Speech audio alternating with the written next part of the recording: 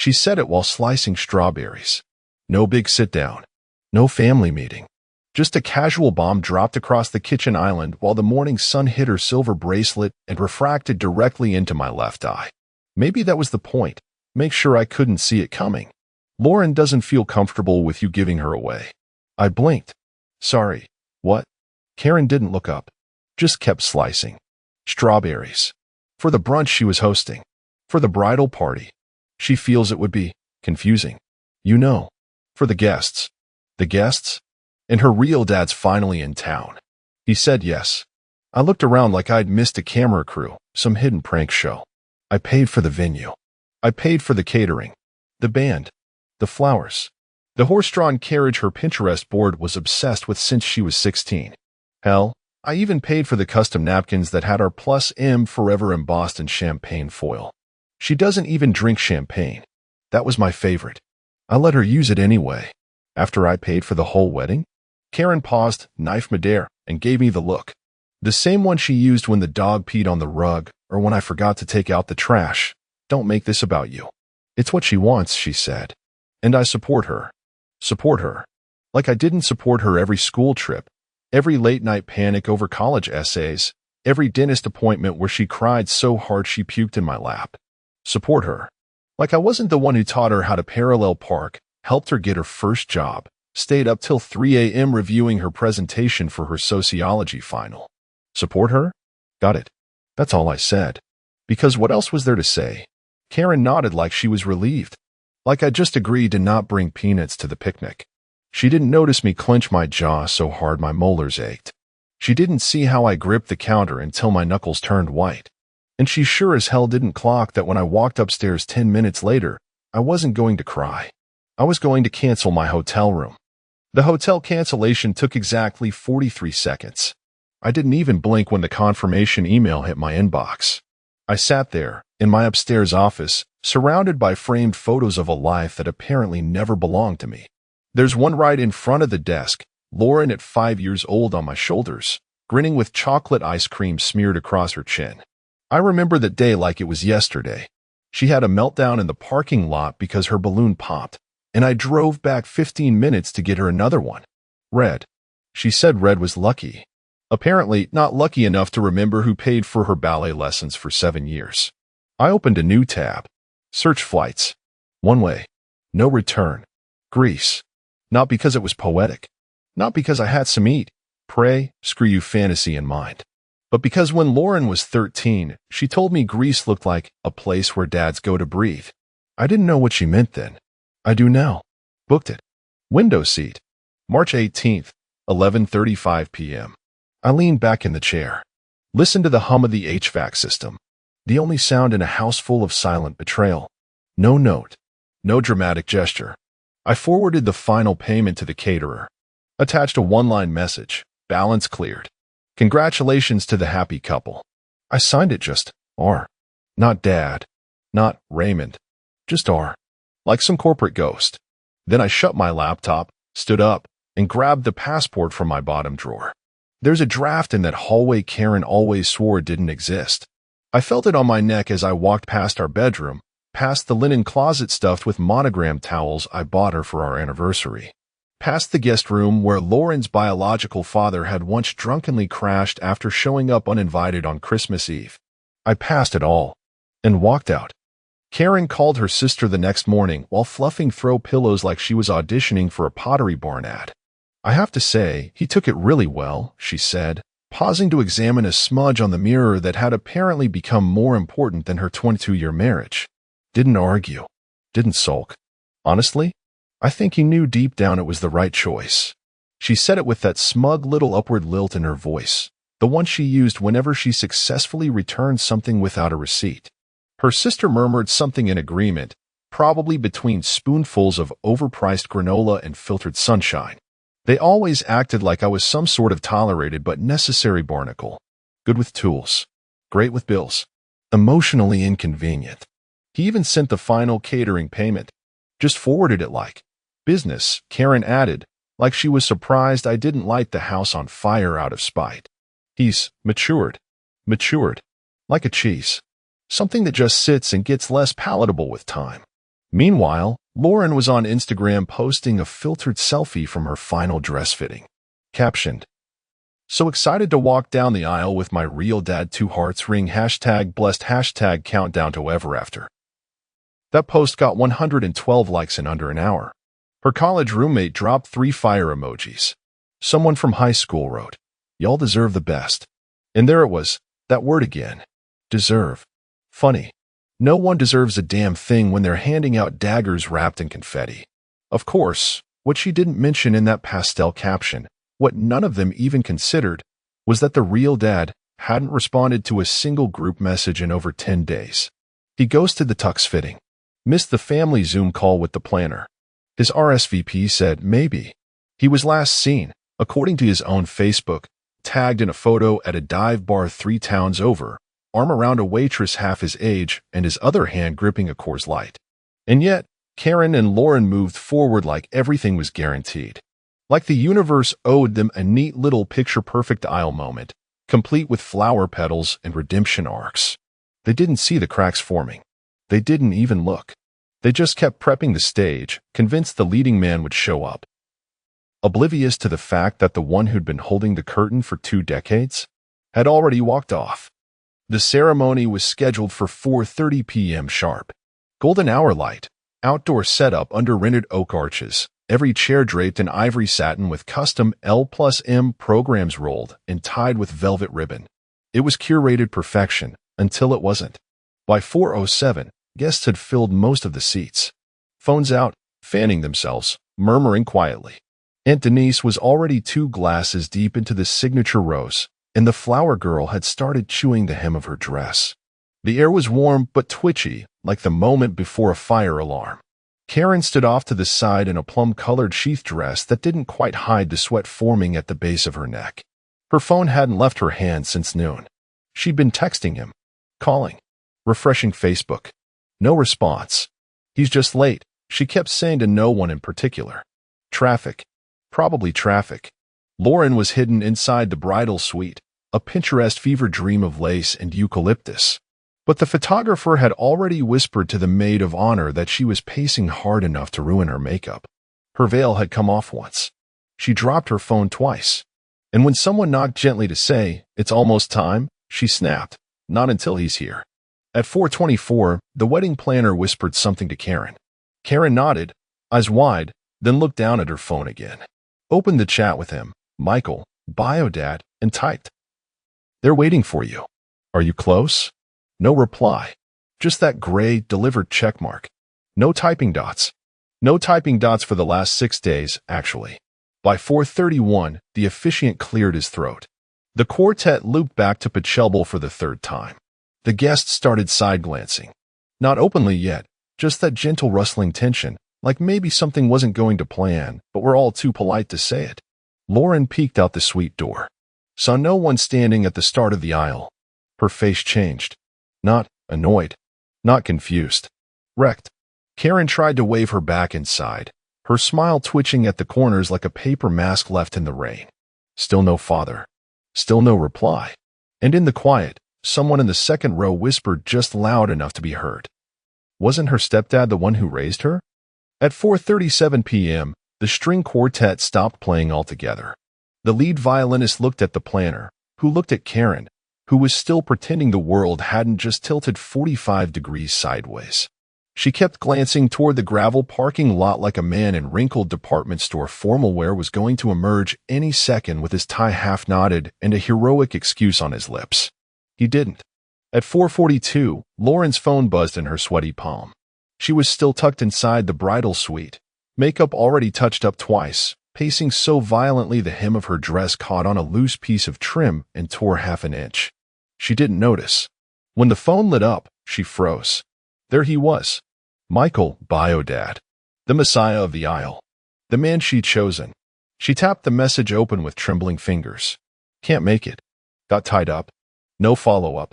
No apology. No call. Just those 5 words, like he was bailing on a lunch meeting, not the single most choreographed moment of her adult life.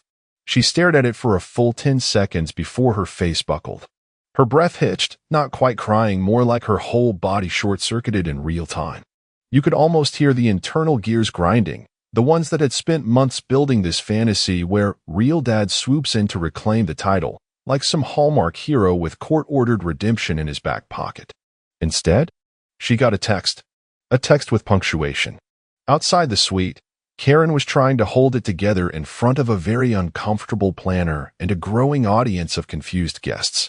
She looked at the florist and asked, "Could we maybe stall with a flower moment?" As if dumping more petals would somehow conceal the gaping absence of a father figure. Inside, Lauren was still staring at the phone, like maybe if she blinked hard enough it would change. Or he'd call, or say he was kidding. He didn't. The silence stretched like an exposed nerve. This was the man she chose to replace me with. The man who didn't even offer a reason. Just got tied up. And now? So was she. It started with a whisper, like all good public implosions do. The kind of barely contained gossip that floats just above polite society's threshold, right between the second flute of sparkling wine and the moment you realize someone forgot the ring bearer's pillow. Is that? No, that's not him. That's her uncle, right? Wait, I thought Raymond was her dad. He raised her. Since she was, like, tiny. I don't see him anywhere. The whispers multiplied, spread, grew legs, crawled row by row through that pristine garden like ants through sugar. People started shifting in their seats, half from heat, half from secondhand discomfort. Karen's cousin Amanda squinted toward the back entrance like she could will a biological father into existence. Lauren's college friends side-eyed each other with raised brows, passing silent judgments between sips of rose. Even the DJ, who was trying to look busy near the speaker setup, glanced toward the tent and mouthed to the planner, "Is there a backup plan?" There wasn't. Karen stood near the arbor, gripping a folded program so tight it creased straight through Lauren's engagement photo. Her smile was carved into place, but the corners of her mouth kept twitching. Her upper lip glistened. She dabbed at it with a monogrammed napkin, which only made the smudged lipstick worse. She still hadn't told anyone what Michael had texted. She couldn't. Instead, she tried deflecting. "He's probably parking. You know how the lot gets. Maybe he came in through the vendor entrance. He's just running late. No big deal." But it was a big deal, and everyone knew it. The energy had shifted. What was supposed to be a dreamy, Pinterest board day was morphing into something feral.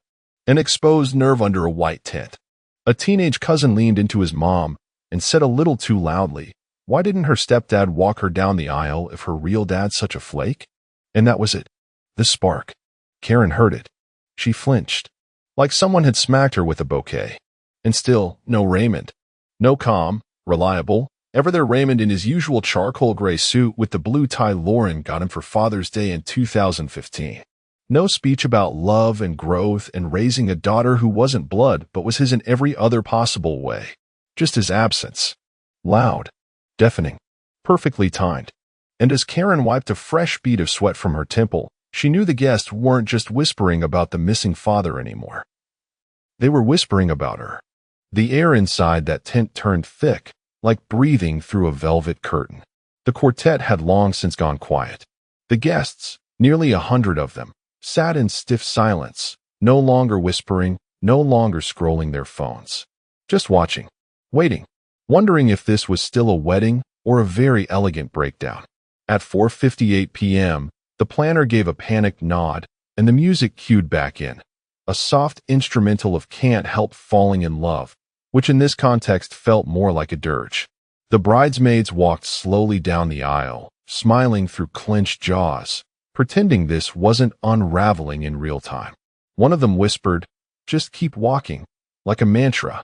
Then, the white doors at the back of the aisle opened. Lauren stood there, alone. Her veil was perfectly draped, the lace train trailing behind her like a magazine cover. But her eyes betrayed everything. Red, unblinking, glossy with panic she was still pretending not to feel. She stepped forward. Each footfall sounded like a gunshot in the silence. The guests rose. All heads turned to look behind her. Someone, maybe Aunt Denise, audibly gasped when they realized no one was walking with her. And then came the moment. The priest, unaware, or maybe cruelly aware, cleared his throat, adjusted his binder, and asked the question, "Who gives this woman to be married today?" Silence.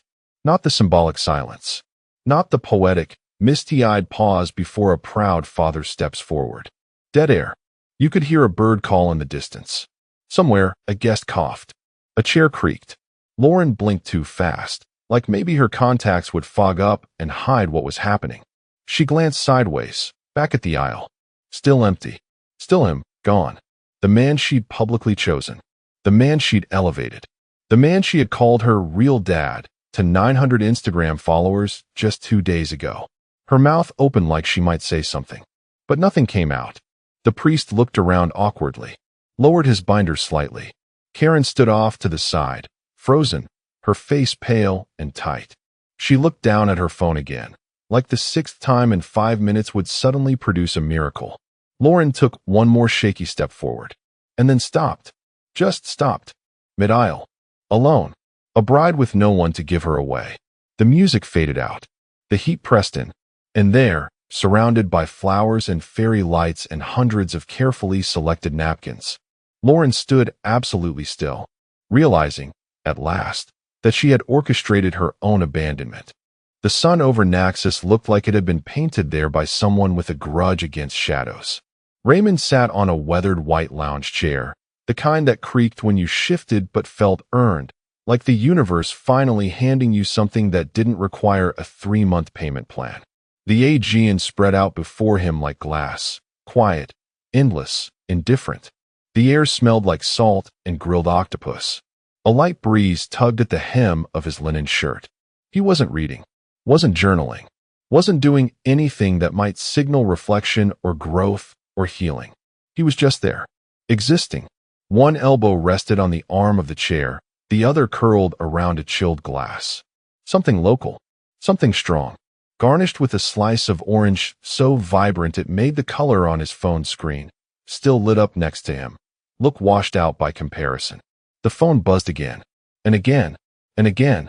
He didn't flinch, didn't glance, didn't even acknowledge it.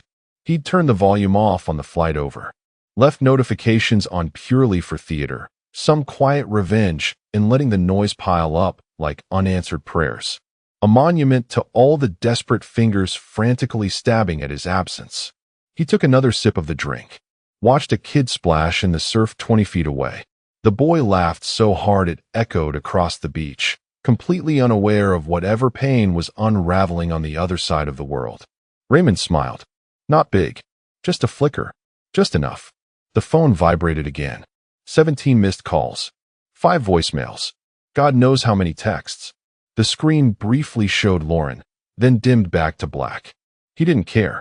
He was no longer something they could summon, no longer the backup plan, the safety net, the convenient stand-in they could shame into standing tall. Not anymore. The ocean didn't care who walked Lauren down the aisle. And, sitting there with a cocktail in his hand and the sun turning his forearms gold, neither did Raymond. By 6:03 p.m. local time, the phone next to Raymond was practically convulsing on the side table. It buzzed once, paused, buzzed again, then began that frantic sequence. Call, text, call, voicemail, call. That only happens when people who never listen finally need something. The desperation had a rhythm to it now, a pattern, a beat of regret hammering its way across continents. Karen, 12 missed calls. Lauren, 8. Sister-in-law, 4. Even the planner tried once. That one made him chuckle. The screen lit up again. A message preview popped up, Karen this time. Please, just call her. She's not okay. He took a long sip of his drink. Didn't even blink. Another one, this time from Lauren. I don't know what I was thinking. Please talk to me. Then Karen again. You were right about him. He didn't show. She's devastated. It kept coming. We should have never pushed you out. She needs her dad. You've always been her father. He rested his glass on his stomach. Let the condensation pool slightly against his skin. A text from the sister-in-law. Everyone's asking where you are. People are talking. He imagined the scene. White folding chairs. Warm champagne. Dozens of confused, gossip-hungry relatives trying to fill in the silence with half-truths. Someone probably pulled out their phone mid-ceremony to Google what to do when the bride's dad no-shows. More texts rolled in. Please come back. Fix this. She's crying. The last one sat on the screen a moment longer. The phone buzzed in his peripheral vision, like it was trying to prove its own importance. He didn't reach for it. He didn't need to. Because here's the thing. Regret makes people poetic. But Raymond wasn't in the mood for poetry. He'd given them years to say these things. Quiet mornings. Long car rides. Hospital visits. Every second of every holiday they had re-gifted his love like it was optional. Now they wanted a do-over? Now they wanted the man they threw away to come back and patch up their mess. He reached for the glass again. Didn't touch the phone. Didn't even look. The screen dimmed on its own. One final message half faded. Please. Raymond leaned back in his chair, eyes half closed, as the waves lapped gently at the shore and the sun dipped lower behind the ruins. He'd never felt more whole. It was nearly dark when he finally touched the phone. The beach had cleared out. The sun had bled itself dry into the sea, leaving streaks of violet and ash across the sky. The waves were quieter now, gentle like they knew something the world didn't. Raymond sat up, slowly, his skin warm, his glass empty. The phone was still buzzing occasionally, less now. Like even desperation has a battery life. He unlocked it. No codes. No Face ID. No drama. Just slid his thumb across the screen and watched the flood open. 43 unread texts. 9 voicemails. The kind of inbox you'd expect from someone who vanished during a kidnapping. He scrolled. Skipped the Karen essays. Ignored the please, please, please strings from her sister. Flicked past the planner's bizarre attempt at neutrality. And then he saw it. Lauren, 7:41 p.m. I made a mistake. I'm sorry. Please talk to me. No emojis. No hashtags. No photos of her in white tulle or inspirational quotes about love and forgiveness. Just words. Simple. Late. Hollow. He stared at it for a while. Long enough for the phone to dim again. He tapped the screen to bring it back, just to see the message one last time. Not because he was thinking about replying. Not because there was even a sliver of forgiveness in him. But because this was the moment he'd waited for. Not in vengeance. Not in hope. Closure. Delivered in 7 pathetic words. He opened the message. Paused. Then dragged his thumb slowly over to the trash icon. Tap. Gone. No reply. No ... typing bubble. No crumbs of attention. Just deleted. And that was it. The full weight of 2 decades erased with the same motion he used to clear out spam emails and expired coupons. He tossed the phone onto the lounge chair beside him and stood up, stretching, bones popping in that satisfying way only middle-aged men understand. The sea hadn't moved. The stars had started showing up for work. Raymond walked barefoot across the cool sand, feeling every grain underfoot, the kind of detail you only notice when your life finally stops screaming at you. Somewhere, an entire wedding had collapsed in on itself. But here, the only sound was the tide. By Tuesday, the story had hit Reddit. Not by Raymond. God, no. He wouldn't waste a calorie typing any of it out. But someone had. A second cousin's boyfriend, maybe, or one of the photographer's assistants who'd seen the whole thing unravel behind the lens. The headline read, "The stepdad who paid for everything and was asked not to come." It started as a blog post on some niche site about family dynamics and wedding horror stories, probably meant for 20 shares and a mild debate in the comments. But it didn't stay there. By Wednesday, it was reposted to our /wedding shaming. Then our /best Alfreditor updates. Then TikTok. Within 48 hours, the entire internet had taken a seat at the table of Raymond's erasure. The story was brutal in its simplicity. A man raises a girl from the age of 3, pays for every scraped knee, every lost tooth, every tuition bill, every late-night meltdown, funds her wedding down to the embroidered cocktail napkins. And just days before, he's told, "You're not walking her down the aisle. Her real dad is." So he doesn't argue. He just vanishes. And when the real dad ghosts the ceremony and leaves the bride sobbing mid-aisle, the stepdad's phone is silent. The story ended with the line, "Some men scream when they're betrayed. Others go quiet." And sometimes that silence is the loudest thing in the room. The internet ate it alive. Comment sections flooded. Not just with sympathy, with rage. She deserves to be disowned. That man was her father. Karen is the worst kind of enabler. What kind of mother lets that happen? I hope he never returns their calls. Ever. She chose biology over loyalty. That's on her. I don't even know this man, and I'm ready to knit him a father of the decade sweater. Within hours, people had found Lauren's wedding hashtag, her Pinterest board. Even the florist's Instagram post from the day of the wedding, now flooded with cryptic comments like, "Where was the real father figure?" Karen shut down her Facebook account by Thursday. Lauren deleted her Instagram by Friday. The silence Raymond had gifted them had rippled outward, magnified by the internet's hunger for poetic justice. And justice, it seemed, had gone viral. It was nearly a month later when Raymond returned. No big arrival. No bags tossed dramatically on the floor. No slamming of doors or ceremonial reclaiming of space. He didn't even go home right away. His house, the one they shared for over 2 decades, was now just an address attached to a utility bill. The bones of a life he'd already stripped clean. Instead, he stopped by a small grocery store near the edge of town, the kind with uneven tiles and handwritten signs that still used clip art from the 90s. He needed toothpaste, maybe bananas, something simple, something unimportant. His skin was darker now, sun-kissed, the soft, papery kind of tan that said, "I didn't just go to Greece, I lived there." His linen shirt hung loose over his shoulders, open at the neck. Not flashy, not arrogant, just free. He moved slowly through the aisles, taking his time, letting the cool fluorescent lights bounce off the glass bottles, the familiar, boring hum of domestic life washing over him like white noise. Then he turned the corner, and there she was, Karen, holding a box of instant couscous in one hand, the other gripping her purse like it might fly away if she didn't anchor herself to something. Her eyes locked on his the second she saw him, and for a moment, just one, her expression flickered. Shock, regret, something close to grief. She opened her mouth. "Ray," but he didn't stop. Didn't slow down, didn't even acknowledge her voice hanging there in the cereal aisle like an awkward ghost. He just walked past her, calm, clean, quiet, smiling, not a smirk, not a sneer, just that soft, knowing smile that says, "You are no longer my problem." Karen stood there, frozen in aisle 7, still holding the couscous, still unsure if she'd just hallucinated the man she'd helped erase. Raymond rounded the corner, stepped up to the register, paid in cash.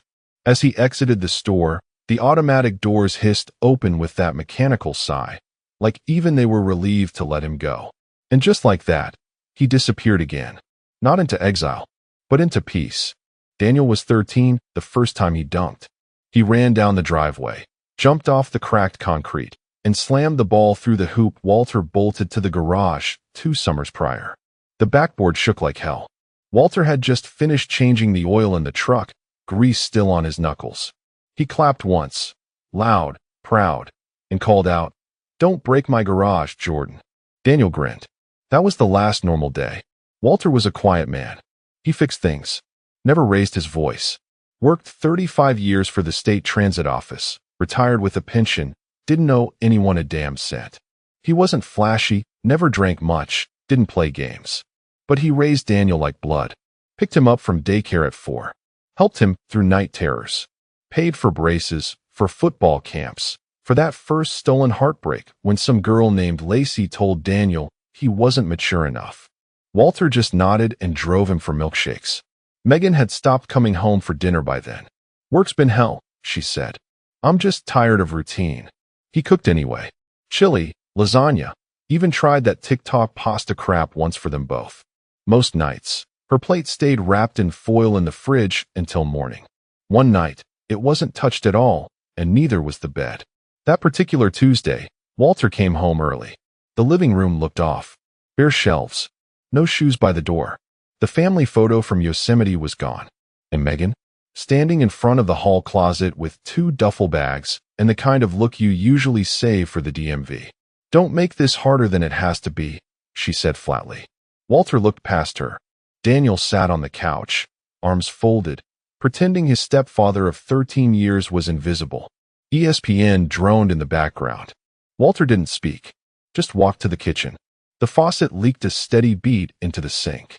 He tightened the handle, instinct. Then he turned and asked, "Is this about him?" Megan blinked once, didn't answer. "I've met someone else," she finally said. "We're done." That was it. No apology.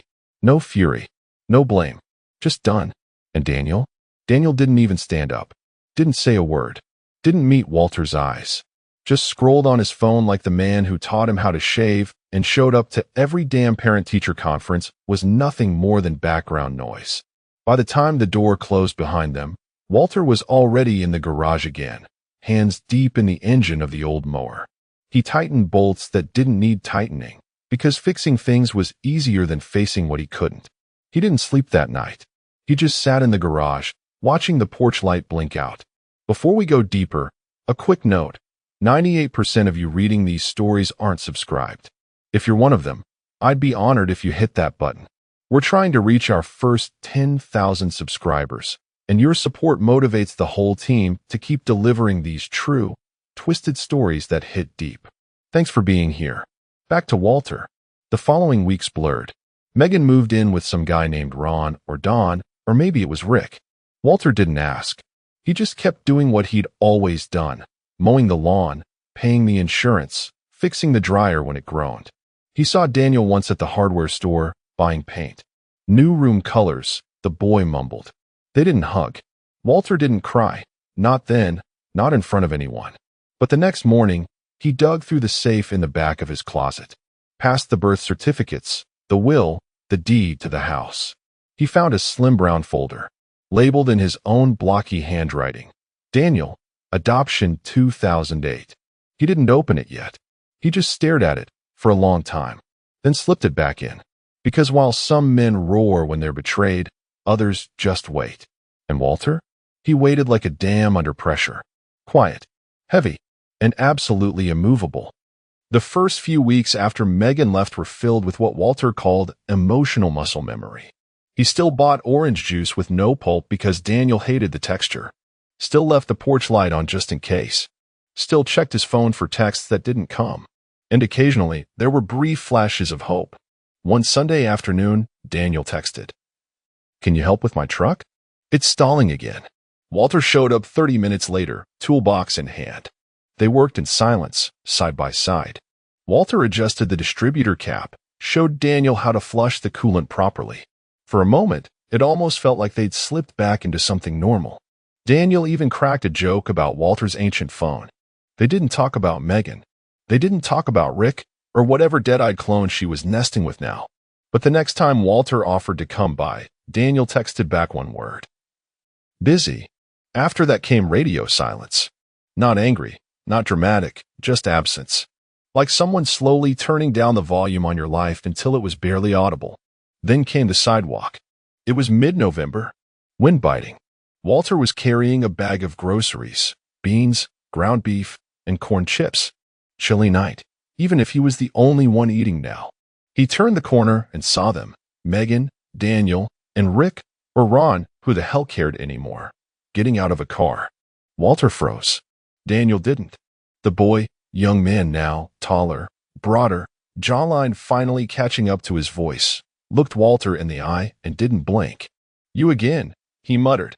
Then, louder, like he wanted the words to stick. "You're just Mom's ex, stay out of our life." It was sharp. Not shouted, but surgical. A scalpel, not a hammer. Designed not to provoke, but to carve. Right through the man who had bandaged his knees, taught him to throw a spiral, stood silently behind every science fair project, and sat in bleachers for 10 years straight even when Daniel didn't play a single down. Walter didn't flinch. He just nodded, like he was confirming the weather report. Megan opened her mouth, but Rick put a hand on her elbow and gently guided her forward. They walked past. Walter didn't turn. Instead, he drove home, slowly. Left the chili ingredients on the kitchen counter. Walked down the hall, opened the coat closet, reached behind the winter boots, and pulled out a small silver key taped to the inside wall. It fit the bottom drawer of his filing cabinet, the one with the stiff lock and the 3-digit code burned into his memory. He slid it open. There, beneath a folder marked Taxes 2004 and a half-used book of stamps, sat a document encased in plastic, like a relic. State of California, Final Decree of Adoption, Form ADPT 230. Date, July 29, 2008. Adoptive father, Walter James Holbrook. Minor child, Daniel Marcus Lynn. Status, completed and not revoked. Signed. Notarized. Stamped with a gold seal from the county court clerk. Still legally binding. Walter stared at it. Not with nostalgia. Not even with sadness. But with the same calm focus he used to fix misaligned axle shafts or shorted wiring, something broken, now in need of repair. He slipped the file into a manila envelope. Sealed it. Wrote nothing on the front. Then slid it into the top drawer. And for the first time in weeks, Walter slept. Rick had a drone. Of course he did. Every other weekend, Megan would post drone footage of their Sunday family hikes through overpriced vineyards or coastal trails. Daniel reluctantly trailing behind, while Rick posed in his signature Patagonia vest. She captioned everything with nauseating hashtags like hashtag bonus dad goals and hashtag modern family vibes. Walter never commented, never liked, but sometimes, rarely, he clicked, just to see if Daniel still smiled. He didn't. Megan, however, glowed. The woman who once rolled her eyes at people who overshare had become a walking rebrand. Her bio now read, Mom, marketing exec, lover of sunsets and second chances. It was that last part that twisted the knife. Second chances, as if she'd earned them. But beneath the airbrushed brunch photos and sunset yoga, cracks were forming. The first came in the form of a voicemail.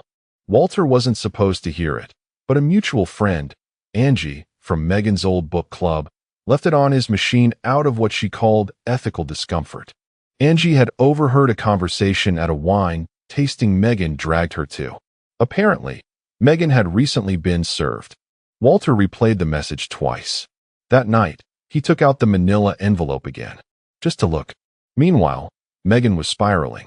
Tony, Daniel's biological father, had re-emerged like a mold bloom. No warning, no preamble, just a letter from a third-rate family law attorney, stamped and crude. Client is pursuing custodial reinstatement due to prior abandonment being undocumented in court records. Visitation, if not sole custody, is requested. Tony hadn't seen Daniel since the kid was 3, and for good reason. Back then, he'd racked up 2 DUIs, fled the state, and allegedly found God somewhere in Arizona.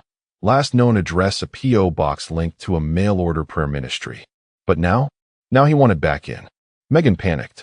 She'd scrubbed her life of Tony so thoroughly she forgot the court never had. Their divorce decree listed no contact, but there was no formal custody revocation. No adoption filed under her name. Because Walter had handled it all. Now she was dealing with a pissed-off deadbeat with just enough legal standing to make noise, and enough instability to make it dangerous. Her first mistake was underestimating him. Tony didn't want parenting time. He wanted control. He didn't care about Daniel's GPA or whether the kid liked pepperoni on his pizza.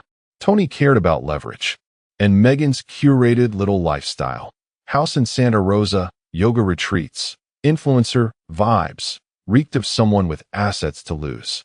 The lawyer she hired, some desperate-looking guy named Elman, assured her that Tony had no viable case. But even weak cases cost time, energy, reputation. And with her job already on thin ice after a recent merger, Megan couldn't afford to look like a headline. Single mom's custody nightmare with ex-addict bio dad. Daniel, of course, was livid. Not because of Tony, he barely remembered the guy, but because Megan made a show of shielding him again.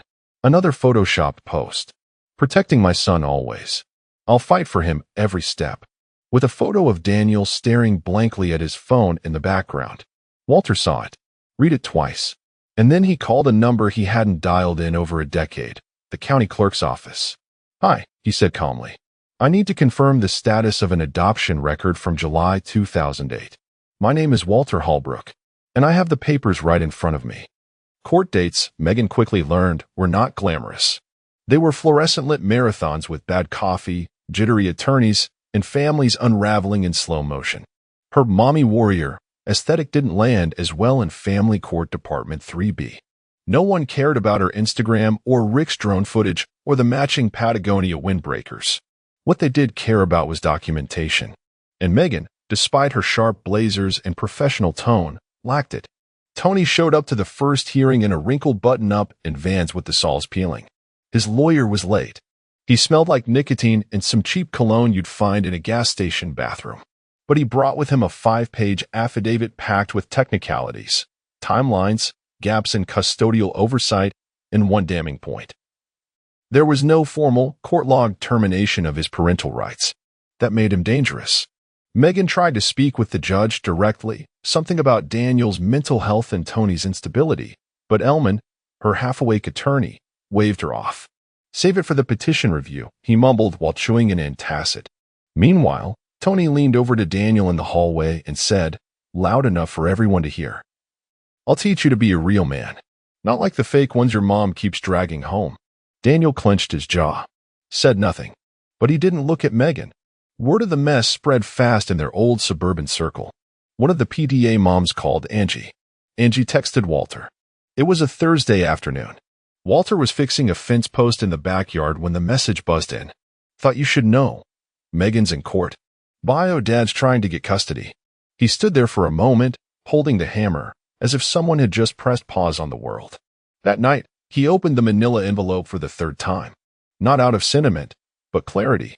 The name at the top? His. The signature? His. The stamp? County sealed. 12 years ago, it had been final. He didn't call Megan. Didn't text Daniel. Instead, he looked up the court docket number Angie had mentioned, found the filing location, and submitted a formal request through the clerk's office. Motion to attend hearing, status, concerned third party. No drama. No theatrics. Just one scanned copy of the adoption decree and a checkbox marked interested in child's welfare. Megan didn't find out until the second hearing. She was flipping through her prepared statement when Elman tapped her arm. You didn't mention there was a legal father on file?" "What?" She blinked. "There isn't. Walter's just my ex. He was never a—" Elman turned the screen toward her. Halbrick, Walter J. Legal adoption decree filed July 2008. Active status. Megan stared at it like it had crawled out of her past and into the courtroom. "Can he even do that?" she hissed. Elman shrugged. "If the decree's active, he can attend. Maybe more." That day, Walter sat quietly in the back row of the courtroom. Not in a suit, just a pressed shirt, jeans, and the same boots he wore every day since retirement. He didn't speak, didn't make eye contact, but Daniel saw him. And Megan? She didn't say a word. Because for the first time in years, Walter wasn't someone to be ignored. He was a shadow from their past, and he had just stepped back into the ring. Tony swaggered into the third hearing like it was a custody audition, not a legal proceeding. He wore a leather jacket with a ripped cuff and jeans that looked like they'd been fished out of a donation bin. His lawyer was new, some kid straight out of night school who mispronounced amicably during opening remarks. But Tony didn't care. He came in loud, smiling too wide, calling Daniel champ and offering to take him to a Clippers game. Never mind the kid had worn a Warriors hoodie every winter since 8th grade. Then he locked eyes with Megan, leaned across the aisle, and stage whispered, "Bet you didn't expect me to fight back, huh?" Megan clutched her handbag like it might detonate. In court, Tony launched into a tirade about how Megan had poisoned his son's mind, how she never gave him a chance to be a father, how she was living lavishly off alimony and child support, while keeping Daniel locked away from his real roots. He used words like brainwashing, manipulation, and, repeatedly, alienation. The judge, a pale woman with the patience of a lit fuse, stared at Tony like he was a particularly stubborn malware pop-up. "You're claiming parental alienation," she said slowly. "Yet we have no evidence of you attempting contact between 2009 and 2023. Tony shrugged. "I didn't want to rock the boat." The judge raised an eyebrow. "But now you want primary custody?"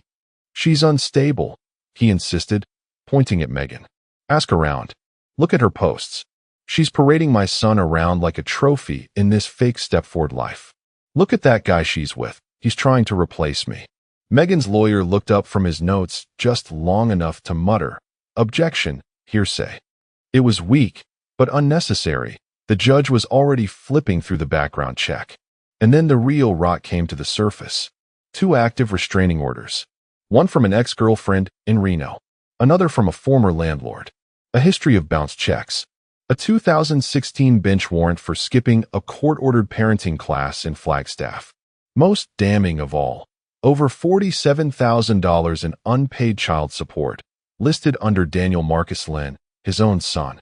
Tony tried to pivot, claimed the system lost his payments, blamed it on a scam accountant in Vegas, said his faith journey kept him off the grid for a few years. The judge asked him, point blank, "Where do you live now?" "Depends," Tony replied with a smirk. "Right now I'm crashing at a buddy's place." A silence hung thick in the room. Daniel's posture shrank by inches. He didn't speak. He barely breathed. But for the first time since this started, he turned toward Walter, sitting in the back row, just for a moment. Not pleading, not crying, just checking, like a child checking to see if the lights are still on in the hallway. Megan felt it. She reached for Daniel's hand, but he pulled away before she could touch him. Her voice cracked when she spoke. "Your Honor, I just want what's best for." "I'm sure you do." The judge cut in, closing the folder with a quiet snap. But so far, neither biological parent has demonstrated sufficient legal stability to support a custody modification. She paused, and the presence of a legally recognized adoptive parent in this matter complicates everything. Megan blinked. He's not. But the judge didn't look at her. She looked at Walter. "Mr. Holbrook, I understand you've requested observer status. Do you plan to remain passive in these proceedings?" Walter stood. No rustle, no rush. He simply said, "I'll do what's best for the boy," and sat back down. Tony scoffed. Megan's jaw tightened. But Daniel? Daniel didn't say anything. He just turned forward again, and didn't look at either of them. The third day of the hearing began like the others, formality wrapped in tension. Megan wore a deep blue blazer this time, hair pinned tighter than usual, eyes darting like a poker player who kept losing hands she swore she'd win. Tony arrived 10 minutes late with a cold McMuffin and reeked of sour cologne.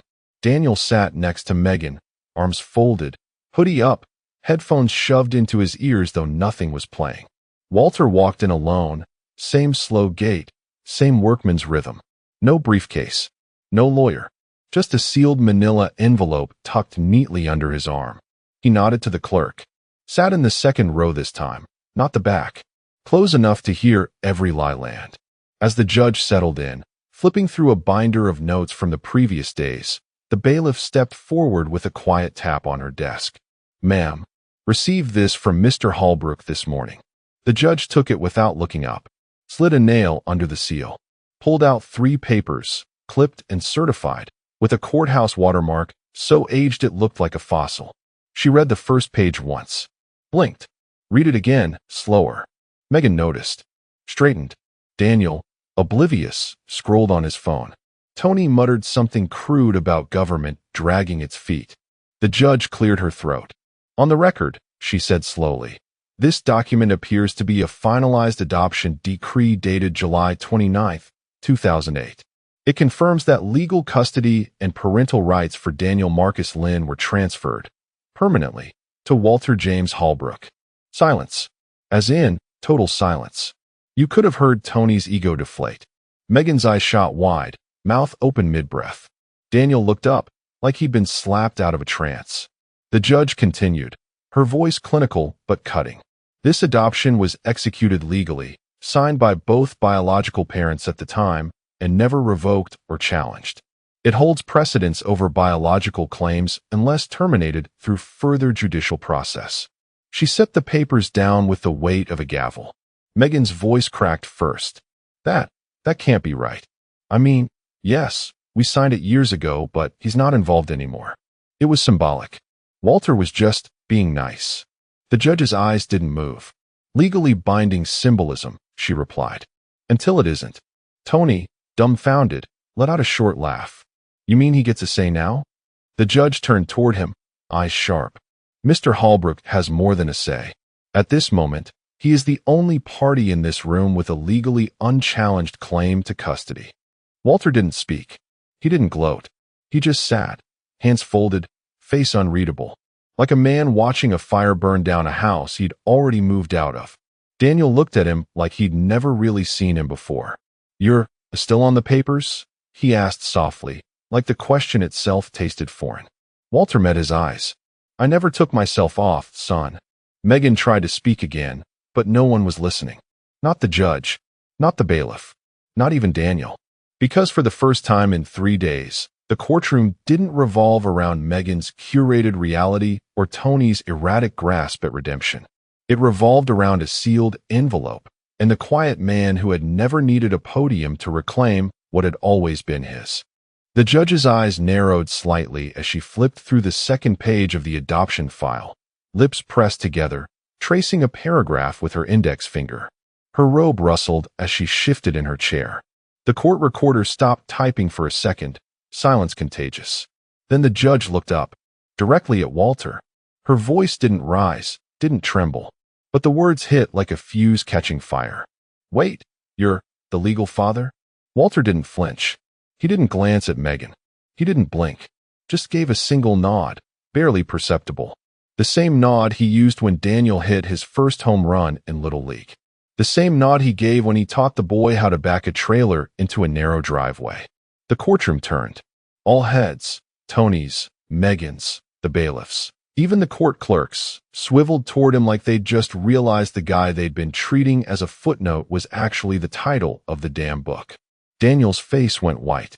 Not red with anger, not pink with embarrassment, white. Like the floor just cracked under him, and he was still trying to decide whether to fall or run. Megan leaned in toward her lawyer and whispered, fast and frantic. There's no way that's still valid. He signed that when Daniel was 4. He hasn't acted like a father in years. That's got to mean something, right? Right. Her lawyer didn't respond. Because even he had started leaning forward in his chair, scanning the document like it might rewrite itself before his eyes. The judge let the silence stretch. Then, Mr. Holbrook, can you confirm you have never rescinded this adoption, nor petitioned for its reversal? Walter replied, calm as ever. Correct, Your Honor. Have you ever been informed by the court that your legal rights were nullified? No, ma'am. She turned the document sideways, then upright again. The gold seal was unbroken. County issued. Certified. Untouched for over a decade. Then came the shift. Not in volume, but in gravity. Because the judge stopped looking at Megan and Tony like they were fighting over custody. Now, she looked at them like two tenants arguing about a house, only to find out neither of them held the deed. Megan stammered. He wasn't even supposed to be here. He just showed up. He hasn't been around, he hasn't. Ms. Lynn. The judge interrupted, tone clipped. It appears you've been operating under the assumption that legal parenthood requires your permission. It does not. And until this court determines otherwise, Mr. Holbrook is the only legally documented parent with an unbroken custodial claim. Tony jumped to his feet, fingers stabbing the air. This is a setup. He knew. He waited. This is some kind of revenge thing. The bailiff stepped in. Sir, sit down. Tony sat. But the damage was done. Not by his outburst, by Walter's silence. The kind that speaks louder than shouting ever could. Daniel turned in his seat, eyes locked on Walter. Not angry, just hollow. You never told me, he said quietly. Walter didn't offer excuses. No fatherly lecture. No plea for understanding. I didn't think I had to, he said. I thought love would be enough. Megan looked like she wanted to scream, or cry, or claw the pages out of the judge's hands, but all she managed was a whisper. That can't be right. But it was right. And as the judge adjusted her glasses and scribbled a note into the docket, the whole courtroom finally understood something. Walter hadn't come back to fight. He'd never left. And now the law had finally caught up with the truth. Daniel hadn't said a word in over 10 minutes. Not during the judge's review of the adoption decree, not during Tony's shouted objections, not even when the courtroom emptied out for recess. He sat frozen, hands gripping the edge of the table, his knuckles pale against the wood. The boy who once told Walter to stay out of our life now looked like a child adrift, unsure which adults around him were anchors, and which were just dragging him deeper. His world was collapsing in real time and fast. Because Tony? He was done. The judge had requested a formal background verification, and the minute those unpaid child support figures and protection orders were read aloud, even Tony's greenhorn lawyer started backing away from the podium like the floor might eat him too. Megan?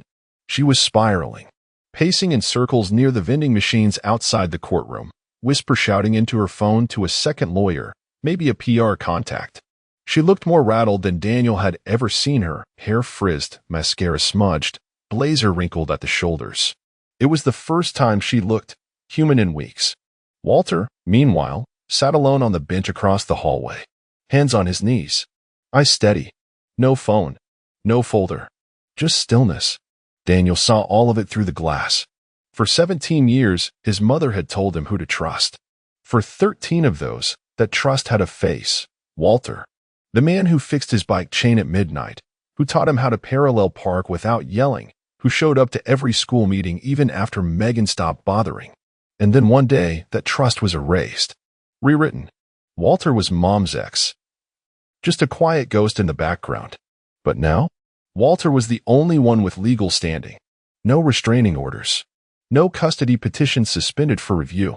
No cloud of instability. Daniel walked out slowly, footsteps unsure. Megan noticed and rushed to intercept. "Daniel," she hissed. "Don't go over there. Not now." But Daniel wasn't looking at her anymore. He approached Walter, voice small. "So, you could take me?" Walter didn't look up immediately. When he did, his gaze wasn't warm, but it wasn't cruel either. It was measured, honest in a way Daniel hadn't seen since the divorce. "I could," Walter said. "Judge asked if I'd consider it." "And, will you?" Walter didn't answer, just turned his eyes toward Megan, who was inching closer, clutching her purse like it contained the last vestige of control she had left. "Walter," she began, tone pleading. "I know we've had our issues, but please. You know this isn't right. You know he's better off with which version of you?" Walter cut in, voice level. "The one who left in the middle of the night, or the one who posts hiking photos while your son sits alone at home?" "That's not fair," Megan snapped, panic leaking through. Walter stood. "No, what wasn't fair was erasing me from his life like I was some substitute teacher. You decided I didn't matter. You didn't ask. You didn't check. And now you want to tell me what's right?" Megan's voice dropped, cracked. "I'm his mother." Walter nodded. "Legally? No, not anymore. Not until the court says otherwise." She stared at him, stunned. Then, softer. "Please, do what's right. For him." Walter held her gaze. No gloating. No venom. Just gravity. "You made that choice for us years ago." He turned to Daniel. "I'm not here to punish anyone," he said. "But I won't play second to someone who abandoned their post. Again." And with that, he walked back into the courtroom, leaving Megan frozen in the hallway. Daniel stood there, heart hammering, the foundation of his family, whatever version he believed in, turning to dust beneath his feet. Because now, for the first time, he understood. This wasn't about choosing between parents. It was about realizing which one had never stopped choosing him. The courtroom was still as a morgue when the judge returned from chambers, black robe flowing like a final sentence across the linoleum. No one spoke. Even Tony had finally learned how to keep his mouth shut, though it was more from his own lawyer hissing, "Don't say another word or you'll be held in contempt," than any kind of newfound self-awareness. Megan sat stiff-backed, eyes bloodshot, one hand gripping her thighs so tight it shook. Her attorney, now visibly sweating through his collar, fumbled with a legal pad that had nothing useful left to say. Walter? He just sat. Same as he had for 3 days. No theatrics. No smug expression. Hands folded neatly. Waiting, like a man who already knew the outcome because he'd been playing a longer game than anyone else in the room realized. The judge cleared her throat. After reviewing the documents submitted, including the active 2008 adoption decree, all court-verified parental history, and both current custody petitions, the court finds the following. You could feel the oxygen get sucked out of the room. Mr. Tony Lynn's petition for partial or joint custody is hereby denied on grounds of chronic instability, demonstrated negligence, and a history of protective orders and unpaid child support. Tony made a noise halfway between a cough and a scoff, but his lawyer slammed a hand on his shoulder before it could bloom into a tantrum. The judge turned her attention to Megan. Ms. Megan Lynn's request for sole custody is suspended, pending a full psychological and environmental review. Your household structure has not been sufficiently documented for a reassessment of parental capacity at this time. Megan gasped. Audible. Eyes wide. Your Honor, this is... Sit down, Ms. Lynn, the judge said without looking at her. This is not a negotiation. Megan sat. The judge turned the final page and paused. Then she looked at Walter. Mr. Holbrook, as the only party with an active, unrevoked legal parental designation, on file for over a decade, and with no existing strikes against your custodial fitness. This court formally offers you temporary legal responsibility for Daniel Marcus Lynn. It was phrased like a formality, but it dropped like a gavel. Walter didn't react.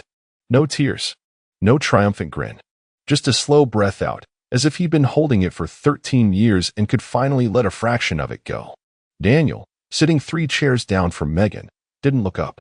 He just stared straight ahead, elbows on the table, eyes glazed over like someone who'd finally seen the wiring behind the curtain and realized nothing was as it seemed. The judge's tone softened. Barely. You're not being forced to accept custody, Mr. Holbrook. You'll have 48 hours to formally sign the temporary guardianship affidavit. Until then, Daniel is to remain in a neutral holding arrangement with county oversight. Megan opened her mouth again. The judge cut her off with a look that could freeze lava. Walter finally spoke. Just 5 words. I'll think it through carefully. That was it. No long-winded speech. No moralizing. Just calm, deliberate power. The kind that doesn't need to raise its voice because it knows it's already been heard. Tony shoved his chair back with a loud scrape and stormed out. No one stopped him.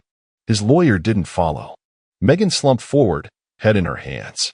And Daniel? Daniel slowly turned his head. Not toward Megan. Not toward the door. Toward Walter. Not with fear. Not even with hope. Just realization. Because in a room full of people who had claimed to love him, fight for him, define him, only one had shown up without shouting, without demands, and without needing to be asked. Only one had held all the cards, and played them with patience, not pride. The hallway emptied slowly, like air leaking from a sealed bag. Tony had vanished, probably off to find a bar that still accepted overdraft credit cards. Megan stood alone near the payphone, staring at nothing, mascara streaked like war paint. Even her lawyer didn't linger. Daniel came out last. He looked older than he had that morning, like the weight of everything had finally landed, and his spine hadn't figured out how to carry it yet. He walked past the benches where his mother used to sit during soccer games, past the doors that now locked her out of the very future she tried to curate like a Pinterest board. And then he saw Walter, still by the exit. Still. No clipboard. No bags. Just keys in hand and that same old expression, half patience, half quiet readiness to disappear if not wanted. Daniel's shoes squeaked as he approached. His voice cracked like drywood. I didn't know, he said, barely audible. I thought, you left us. Walter didn't move, didn't scold, didn't say you should have known, or you didn't ask, or you chose her side. He just looked at Daniel, really looked at him, and said, I never left. You closed the door. And that was it. He turned, walked calmly to his truck, slid into the driver's seat, and started the engine. The sound of it echoed through the nearly empty lot. The envelope with the guardianship forms sat untouched on the passenger seat. Not signed. Not rejected. Just there. The decision wasn't final. Not legally. But emotionally? Daniel knew. Megan knew. Even the judge, probably, if she replayed the scene later in her mind. They all finally saw it. Undeniable. Stark. Permanent. The man who showed up without fanfare. The man who said nothing while everyone else screamed. The man who waited without bitterness, acted without ego, and left without asking for applause. That was the real father. And whether he signed the papers or not, the truth was already etched deep, cold, and irreversible. I walked into the kitchen that evening, expecting the usual Emily hunched over her laptop, sipping her herbal tea, murmuring something about deadlines or the latest drama in her sister's life. Instead, the room was quiet. The sink was empty, the countertops wiped clean, and her phone was missing from its usual spot next to the fruit bowl. Odd. I glanced at the clock. 9:47 p.m. Yoga ran until 8, maybe 8:30 if she stayed to chat. Lately, she'd been staying late a lot. I wasn't the suspicious type. Not at first. You don't spend 30 years building homes, structuring deals, managing projects, and keeping teams in line by overreacting to every little inconsistency. But habits, those tell you everything. And my wife was changing. It started small. No more impromptu date nights. No more long conversations in bed. The subtle shift from calling me babe to just Mark. Then, the bigger things. She stopped wearing her wedding ring, claiming it was getting too loose, and she needed to have it resized. But that was months ago, and she'd never bothered. Still, I told myself I was imagining things. That was until I found the ultrasound. Her gym bag was slumped on the entryway bench, partially unzipped. I wasn't snooping, not at first. I just wanted to put away her keys. But as I reached down, something white and glossy caught my eye. A sonogram. I frowned. Emily wasn't pregnant. We hadn't been intimate in months.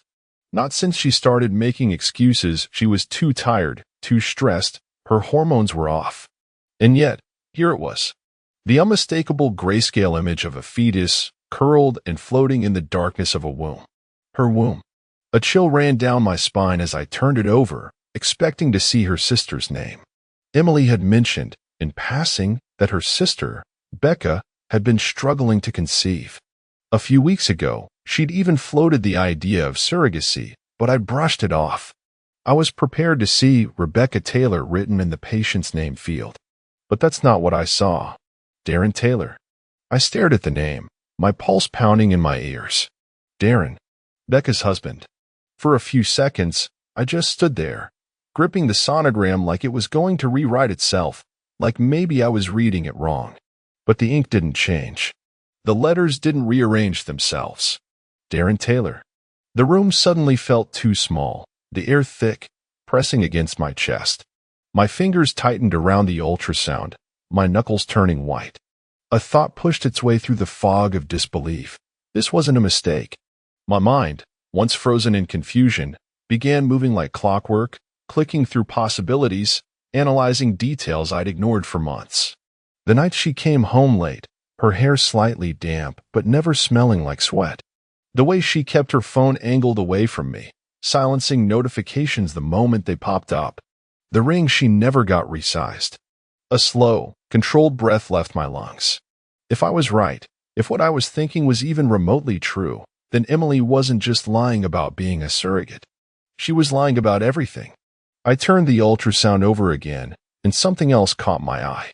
At the bottom, in small, printed text, was the name of the clinic, Westwood Reproductive Center. I pulled out my phone and typed it into Google.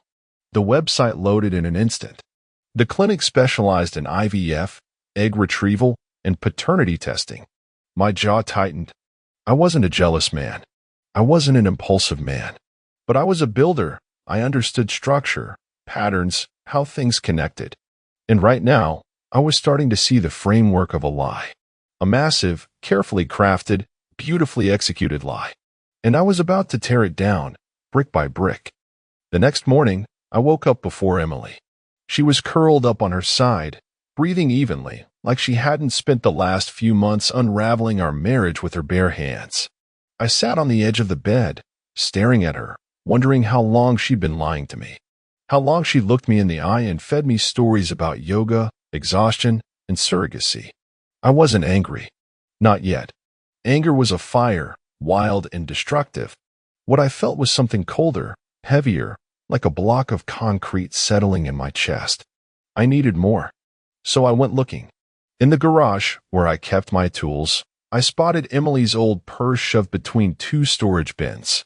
She never used it anymore, always opting for her sleek leather tote. I pulled it out and reached inside. Lipstick, an old receipt for dry cleaning, a crumpled napkin, and then a folded piece of glossy paper. I unfolded it. A receipt. Lux Jewelry Boutique. One platinum diamond ring. For $1,750. Paid in full. My pulse ticked up. I knew every piece of jewelry Emily owned. Hell, I bought most of it. And this ring? It wasn't in our house. It wasn't on her hand. Where was it? I took out my phone and snapped a photo of the receipt before slipping it back where I found it. No need to tip her off. Not yet. Back inside, I walked into the kitchen, pouring myself a coffee like it was any other morning. Emily's phone sat on the counter, screen face down. Tempting. But I didn't need it, not when I had something better. My smartwatch. Emily had given it to me for Christmas 2 years ago, claiming it would help me stay on top of work calls. What she didn't know was that I'd set it up to sync with hers, a feature she'd forgotten about. I tapped the screen, pulling up her recent call logs. One name popped up again and again. D. I stared at it, fingers tightening around my coffee mug. Then, as if the universe was daring me to see how deep this went, the watch vibrated against my wrist. A call. From D. I didn't answer, but I tapped into the live audio feature. Emily's voice came through, soft and hushed. Hey, I can't talk long. A pause. A rustling sound. Then, Darren, he doesn't know anything about our meetings. I closed my eyes for a brief second, pressing my lips together. So it was him. Not just a suspicion. Not just paranoia. The man whose name was on her ultrasound. The man married to her own sister. She kept talking, unaware I was listening. No, I don't think he's catching on. He barely asks questions anymore. I just need a little more time. A little more time for what? I took a slow sip of coffee, my heart rate steady, my breathing controlled. I could storm in there right now. I could throw the watch in her face, demand explanations, yell, rage. But no, that's what she'd expect. That's what cheaters always expected. Explosions, drama, emotion. Instead, I smiled to myself. Let her think she had the upper hand. Let her keep lying. Because I was about to flip the whole game on its head. Later that night, I checked Instagram. Becca, Emily's sister, had just posted a photo. A close-up of her hand. Fingers stretched out, a caption beneath it, a little sparkle to brighten my day. And right there, sitting perfectly on her ring finger, was the same platinum diamond ring my wife had bought. So Emily had been playing both sides, buying expensive gifts for her sister while sleeping with her husband. I leaned back in my chair, cracking my knuckles. This wasn't just betrayal. This was a goddamn spectacle. And I was going to be the one to bring the whole thing crashing down. By the time Emily left for another yoga class the next evening, I already had a plan. The lies, the deceit, the pathetic little whispers over the phone. It was all unraveling. And I wasn't going to sit back and let her think she had me fooled. I needed confirmation.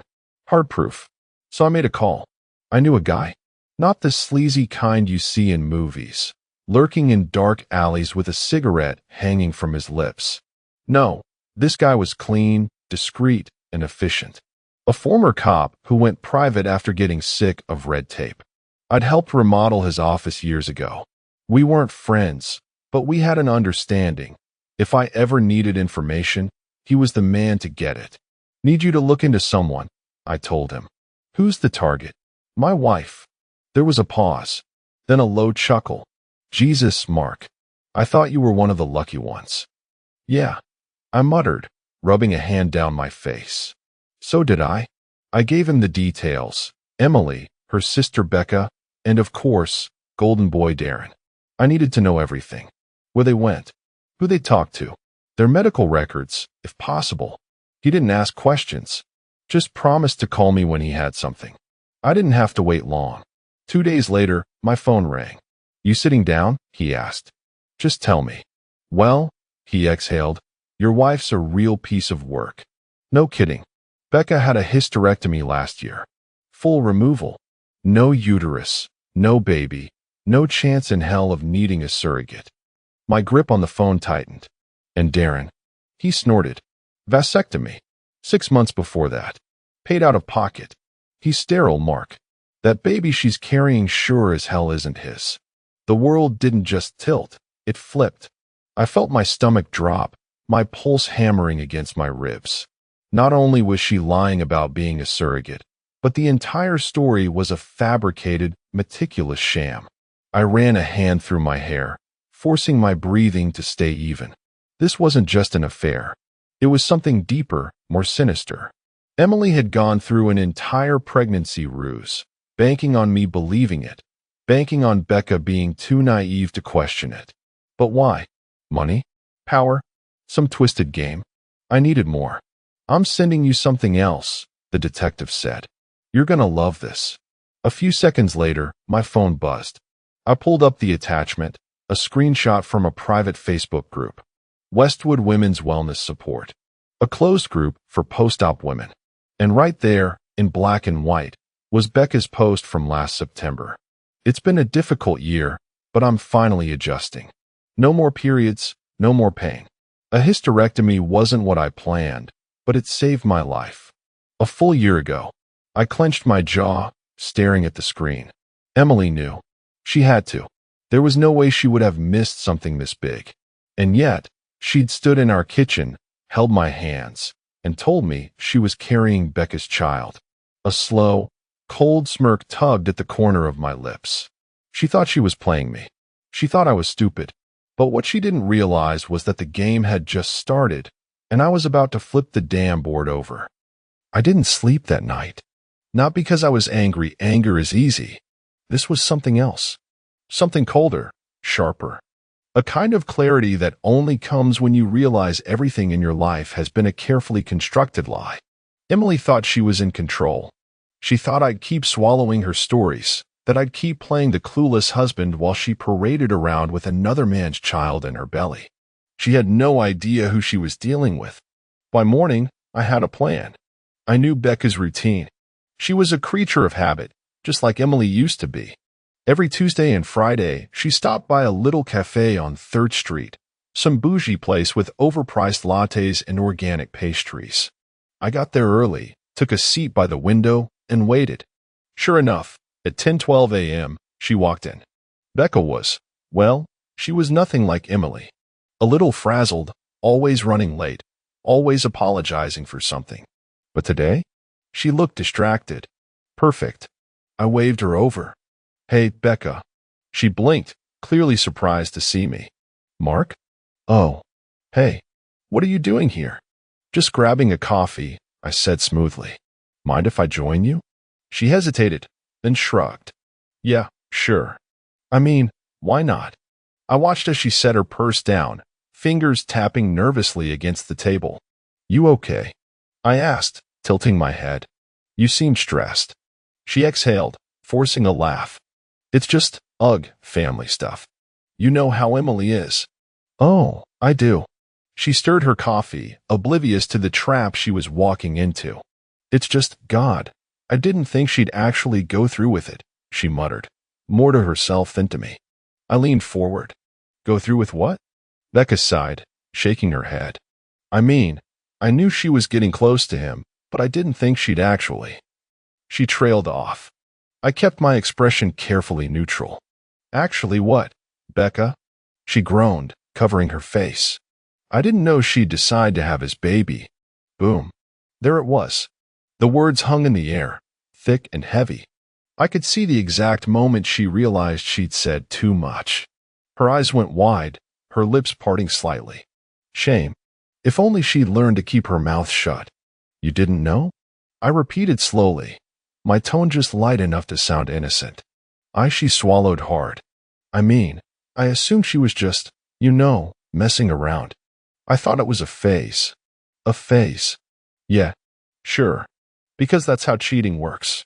I nodded, giving her an easy smile. Don't worry about it. I get it now. And just like that, I let it go.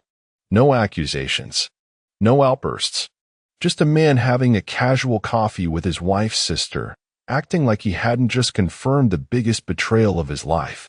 Becca, still clearly rattled, reached into her purse for her wallet. That's when I saw it. A check, peeking out from the side pocket. I caught a glimpse of the amount. $50,000. And the signature at the bottom? Darren Taylor. I barely kept my smirk in check. It was too good. Too perfect. I stood up, stretching casually.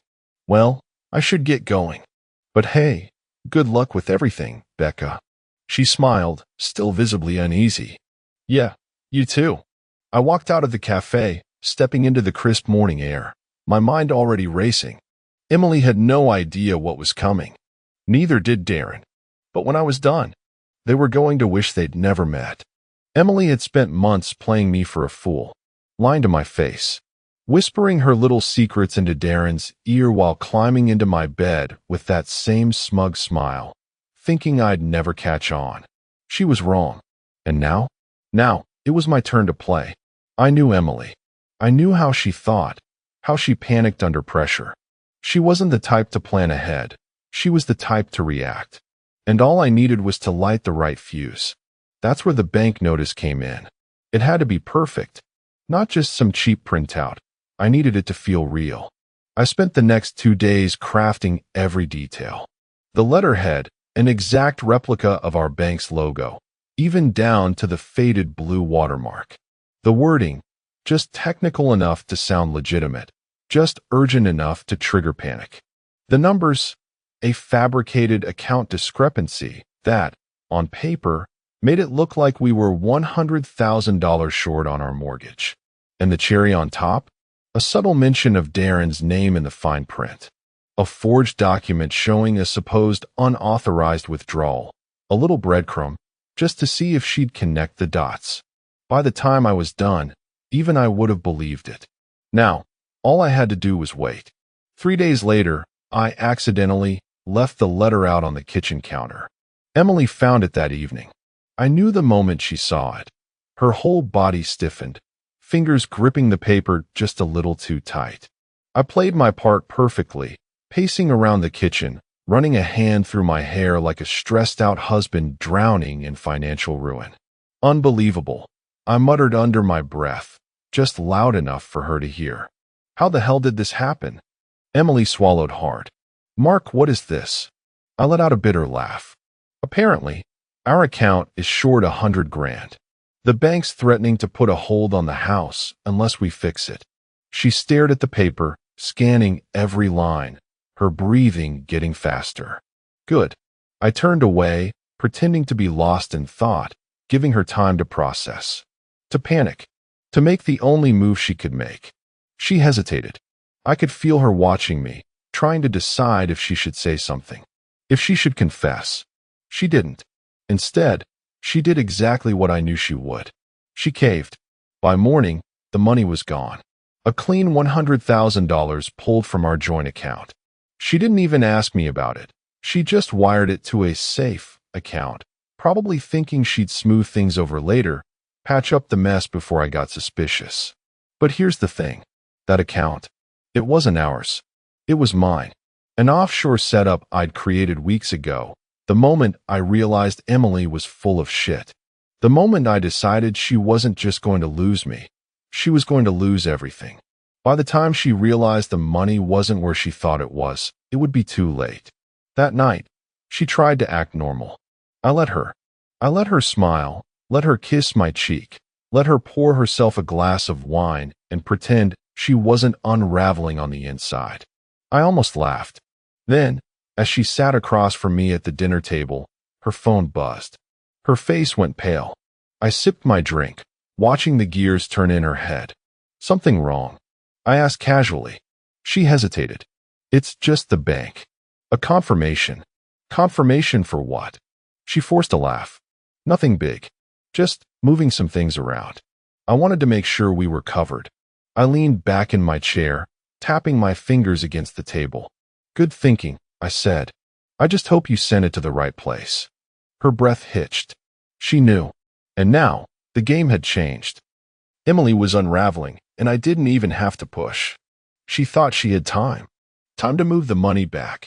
Time to find some excuse. Time to keep weaving her web of bullshit while I sat clueless in the corner. But time was exactly what she didn't have. I saw it in her eyes at breakfast the next morning, dark circles, a nervous twitch in her fingers as she stirred her coffee. She kept glancing at her phone, waiting for an update that wasn't coming. The money was gone, and she had no idea where it went. I let her squirm for a few hours, let her pretend everything was fine, let her believe she was still in control. Then, right before she left for her errands, I handed her a little gift. A pin. Picked it up for you, I said, forcing an easy smile. Figured you could use something nice after all this stress. She took it hesitantly, running a thumb over the smooth black finish. A fancy Mont Blanc, just expensive enough to make her think I was still the doting, oblivious husband. She had no idea that inside was a tiny, high-frequency microphone. The moment she left the house, I sat back, opened my laptop, and listened. Emily wasn't stupid. She wasn't going to make the call herself. Instead, she went to Becca. It took about an hour before my speakers crackled to life, her voice sharp with panic. Just call him, Emily snapped. I can't be the one to do it. You have to. I heard rustling, movement, Then Becca's shaky inhale as she dialed. A long ring. Then another. Then a click. A man's voice. What is it? Darren. I smiled to myself, leaning back in my chair. Becca's voice wavered. Mark took the money. Silence. Then, what? All of it, she whispered. 100,000. It's gone. We don't know where. Darren swore under his breath. You said he wasn't suspicious. He wasn't. I don't know what happened. Oh, for fuck's sake. A heavy sigh. Where's Emily now? She's trying to figure out if we can fix it. Fix it? There was no fixing this. Darren let out another long breath. Then, quietly, we need to move. Now. Emily's voice cut in, lower this time. And go where? Pause. Then, same place as last time. I'll get a cab. My grin widened. I grabbed a notepad, scribbling down the key details as they came. Darren knew about the money. Emily and Becca were in on it. They had a last time. Meaning, this wasn't their first scheme. And Darren was about to take a cab to their next hideout. Perfect. Because cabs? They leave paper trails. As soon as I had the recording saved, I pulled up my phone and made a call. Hey, I said, keeping my voice light. You still have those connections at the taxi company? A chuckle on the other end. Mark, my friend, you finally ready to get your hands dirty? I glanced at the laptop, at the blinking red light that told me the entire conversation was now evidence. I smiled. Oh, buddy, I murmured. You have no idea. Emily was too distracted to notice the way I watched her that morning. She was jittery, trying to play it off like she wasn't coming apart at the seams. I knew she hadn't slept. Her hands trembled when she poured her coffee, her smile was forced, and her eyes kept flicking to her phone like salvation would appear in a notification. But she wasn't going to find salvation today. She was going to find me. I let her stew in her panic while I played the part of the oblivious husband. Let her think she still had a shot at covering her tracks. Then, right before we were supposed to leave for her ultrasound appointment, I dropped the act. I stood in the kitchen doorway, arms crossed, and said, "You're lying to me." She froze mid-sip, coffee cup hovering near her lips. "What?" I said, "You're lying to me." My voice was calm, steady. I wasn't asking. I was stating a fact. Her lips parted slightly, eyes darting to the clock like she suddenly remembered she had somewhere to be. "Mark, what the hell are you talking about?" I took a step forward, placing a small, black USB drive on the table between us. "Go ahead," I said. "Listen to it." She didn't move.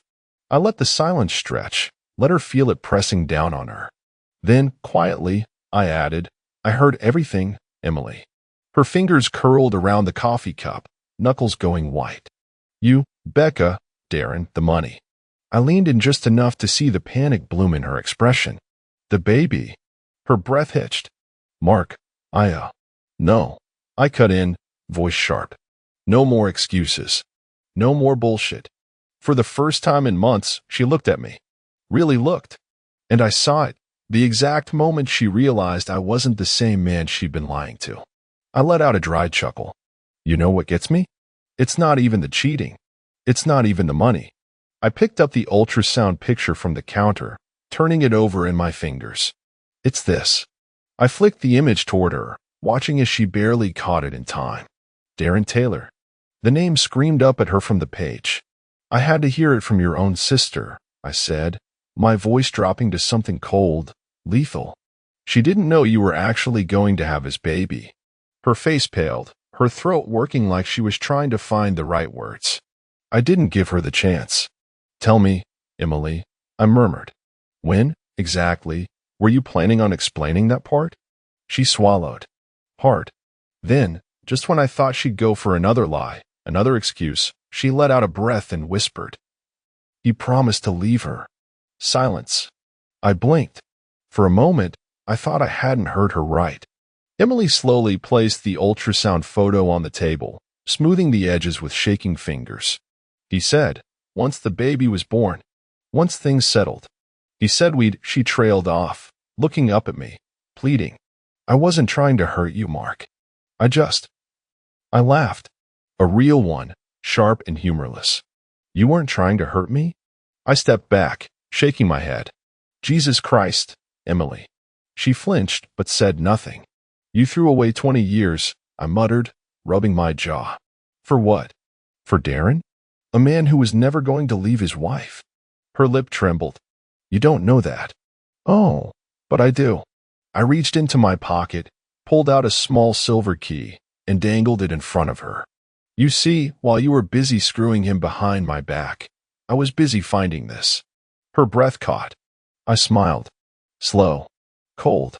This unlocks a safe deposit box in Darren's name, I continued. And guess what's inside? I leaned in, lowering my voice. Every single one of your love letters. The blood drained from her face. Because she knew. She knew that if those letters got out, her entire life was over. I pocketed the key again, stepping past her like she was nothing but an afterthought. I'll be at the ultrasound, I said casually. Wouldn't want to miss the moment when the doctor tells you the exact thing we both already know. I didn't look back when I left. I didn't need to. She was already falling apart. Emily had spent months making me the fool, thinking she could lie, steal, and cheat her way into some fantasy life with Darren. She thought she could rewrite reality, twist the truth until it fit whatever bullshit story she wanted to believe. But reality has a way of snapping back. And I was about to make sure that when it hit hard. Emily had always loved her phone. She lived on it, social media, texts, photos, emails. She thought she was careful, thought she deleted things fast enough, thought she covered her tracks. She didn't. Not when I had full access to our shared cloud account. I spent the next few nights going through everything: texts, emails, location history, Google timeline data. And, oh, Emily had been busy. She and Darren weren't just sleeping together. They were meeting in hotels, Airbnbs, restaurants, even our own damn car. And thanks to automatic geotagging, every single one of those moments was logged on her Google Maps history. Afternoon delight at Hilton, 3 hours. Lunch date at the Grove. Beach sunset with my love. It was all there. Time-stamped. Location tagged. Cross-referenced. And the texts? Oh, the texts. Darren wasn't just some desperate man in a bad marriage. He was a clown. The kind of guy who sends cringeworthy messages like, "Can't wait to see you, my naughty little secret. Wish I was waking up next to you instead of my mistake. Do you think Mark suspects anything? LOL. LOL. Yeah, buddy. I suspect something." Now, normally, a man in my situation would take this straight to the family, maybe a lawyer, maybe some close friends. But I wanted maximum impact. I wanted public humiliation. And I knew exactly where to do it. See, our son played in a youth football league.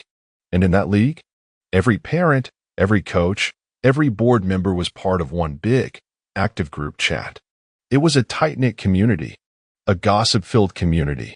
And nothing spread faster than juicy, scandalous drama.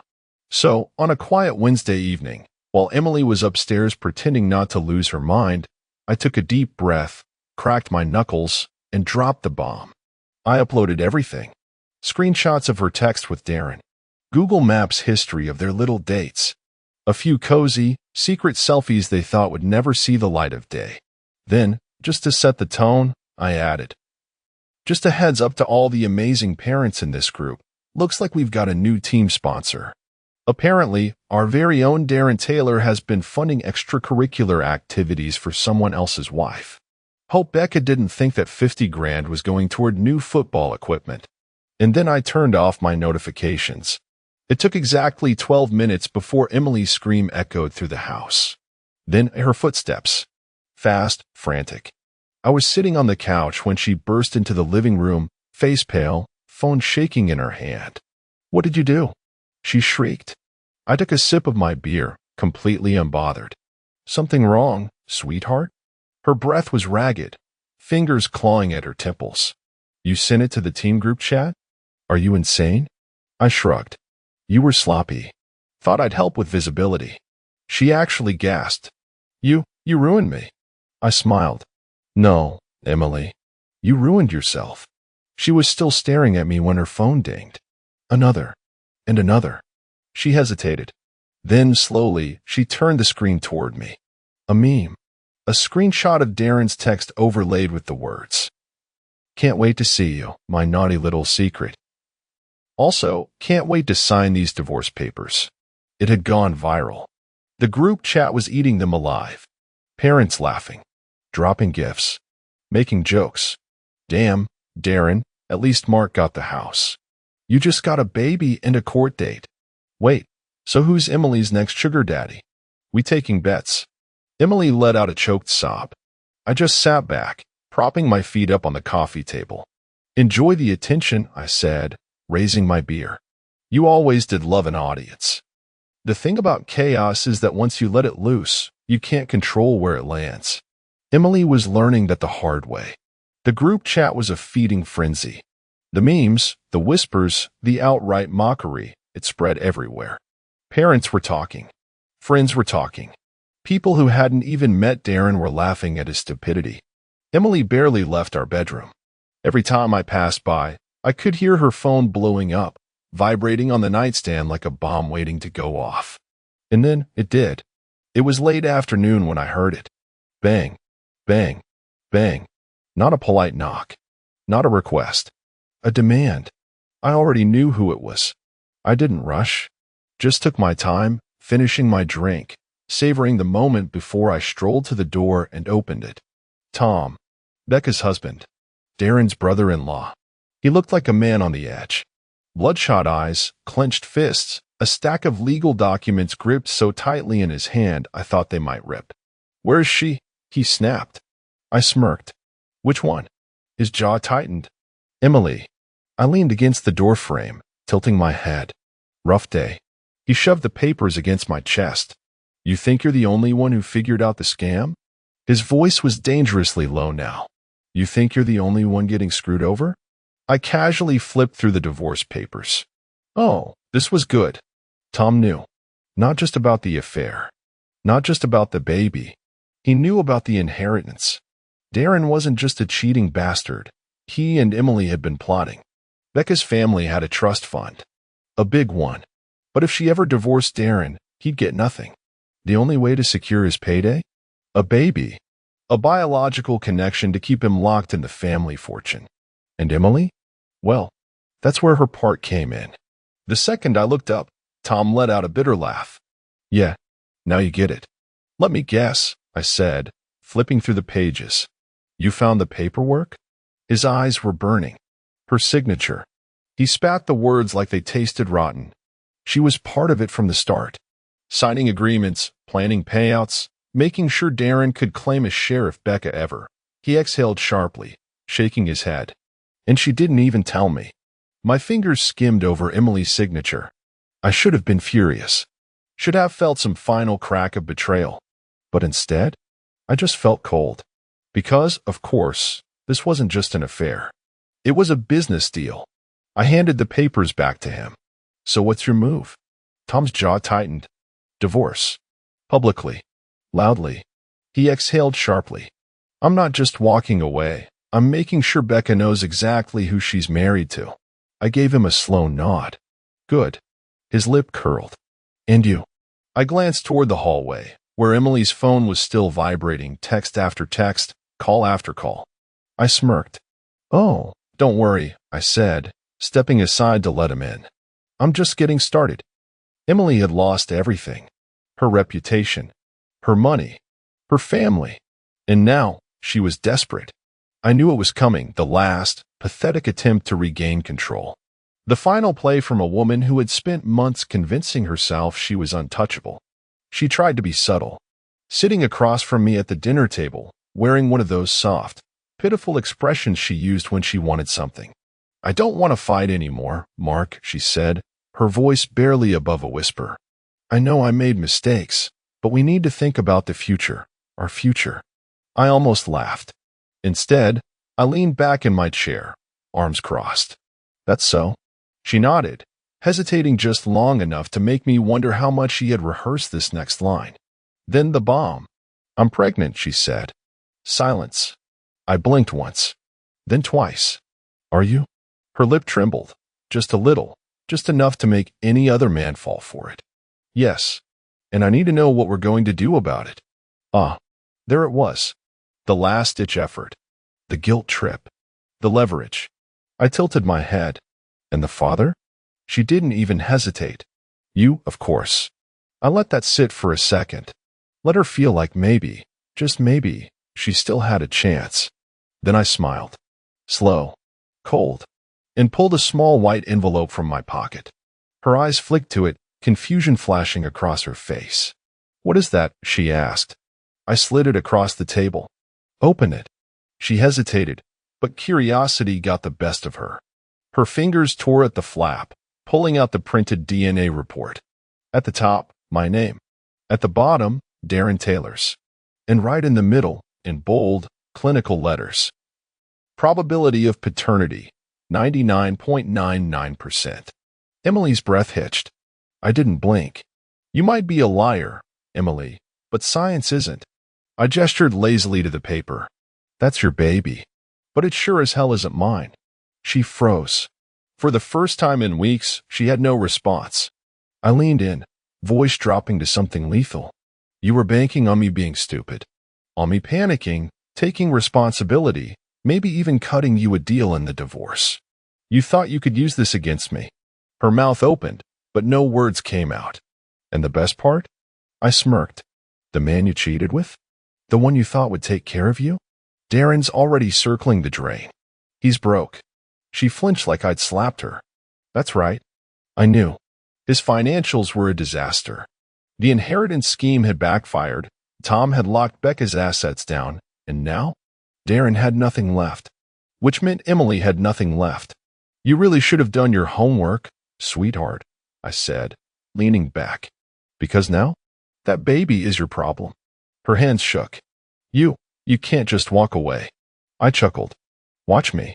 She was unraveling, scrambling for control. I'll tell everyone you abandoned me, she hissed. That you left me pregnant and alone. I grinned. Go ahead. Then, from my other pocket, I pulled out my real trump card. A small, battered cassette recorder. Emily's brows furrowed. What? I pressed play. And there it was. Her own voice. Cold. Calculated. A snippet of the conversation she had with Becca, the one I had recorded using an old-school 1980s dictaphone, the kind that still holds up in court. I'll get him to believe it's his. If I have to cry, beg, whatever it takes, I'll make sure he takes care of us. Darren's useless with money. Mark's the safe bet. The color drained from her face. She knew. She lost. I picked up my drink, took a slow sip, and let out a satisfied sigh. Then I looked her dead in the eye. You wanted leverage, Emily? Well, now I have it. It was finally over. Emily was done. Her reputation? Gone. Her future? Destroyed. Her last desperate attempt to trap me? Backfired. The only thing left was the goodbye. I could have gone for something simple. Cut ties, let her crawl back to Darren's broke ass, leave her to rot in the mess she made. But that would have been too easy. And Emily never did anything the easy way. So neither would I. The delivery arrived at exactly 8 a.m. A plain, white envelope. No return address. No warning. Just 3 things inside. Her wedding ring. The DNA test. A one-way plane ticket to the city where Darren was starting over. But the best part? The ring. I'd had it engraved.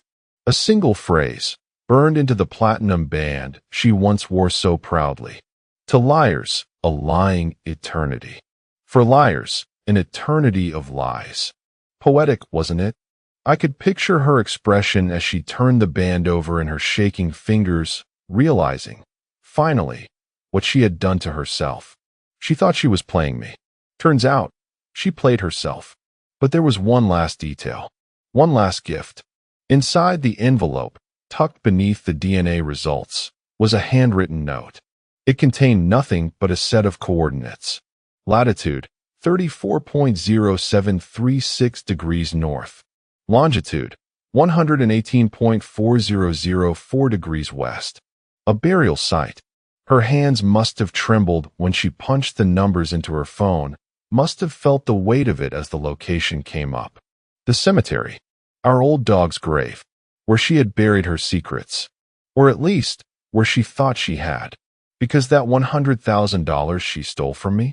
She had tried to hide it there, in a watertight safe beneath a broken headstone.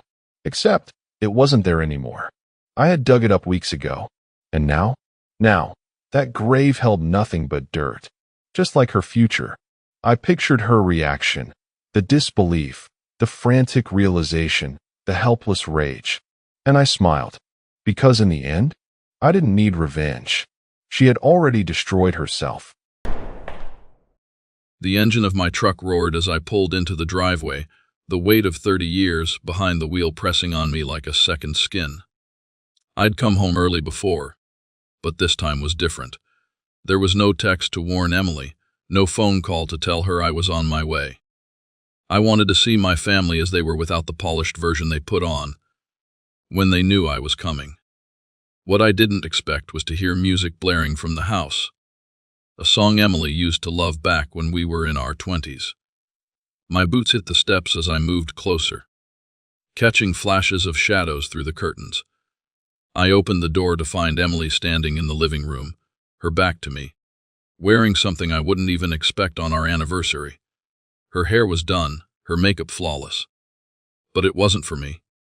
My brother Tyler stood across from her, holding a beer, grinning like he owned the place. "What's this?" I said, my voice cutting through the air like a blade. Both of them froze. Tyler looked at me like a kid caught with his hand in the cookie jar. Emily turned slowly, her face tight with barely concealed annoyance. "You're early," she said, as though that were the issue. "I am." Clearly, that's a problem. My eyes darted between them, catching the way she moved subtly to adjust her tank top, the way Tyler avoided my gaze. "It's not what it looks like," Emily said, crossing her arms. The cliche stung. But it was the flicker of panic in her eyes that told me I'd walked in on something I wasn't meant to see. I didn't respond, my mind racing. The years on the road, the nights away from home, Tyler always stepping in to help. Suddenly, it all felt too convenient, too well-timed. Something inside me cracked, but I swallowed it down.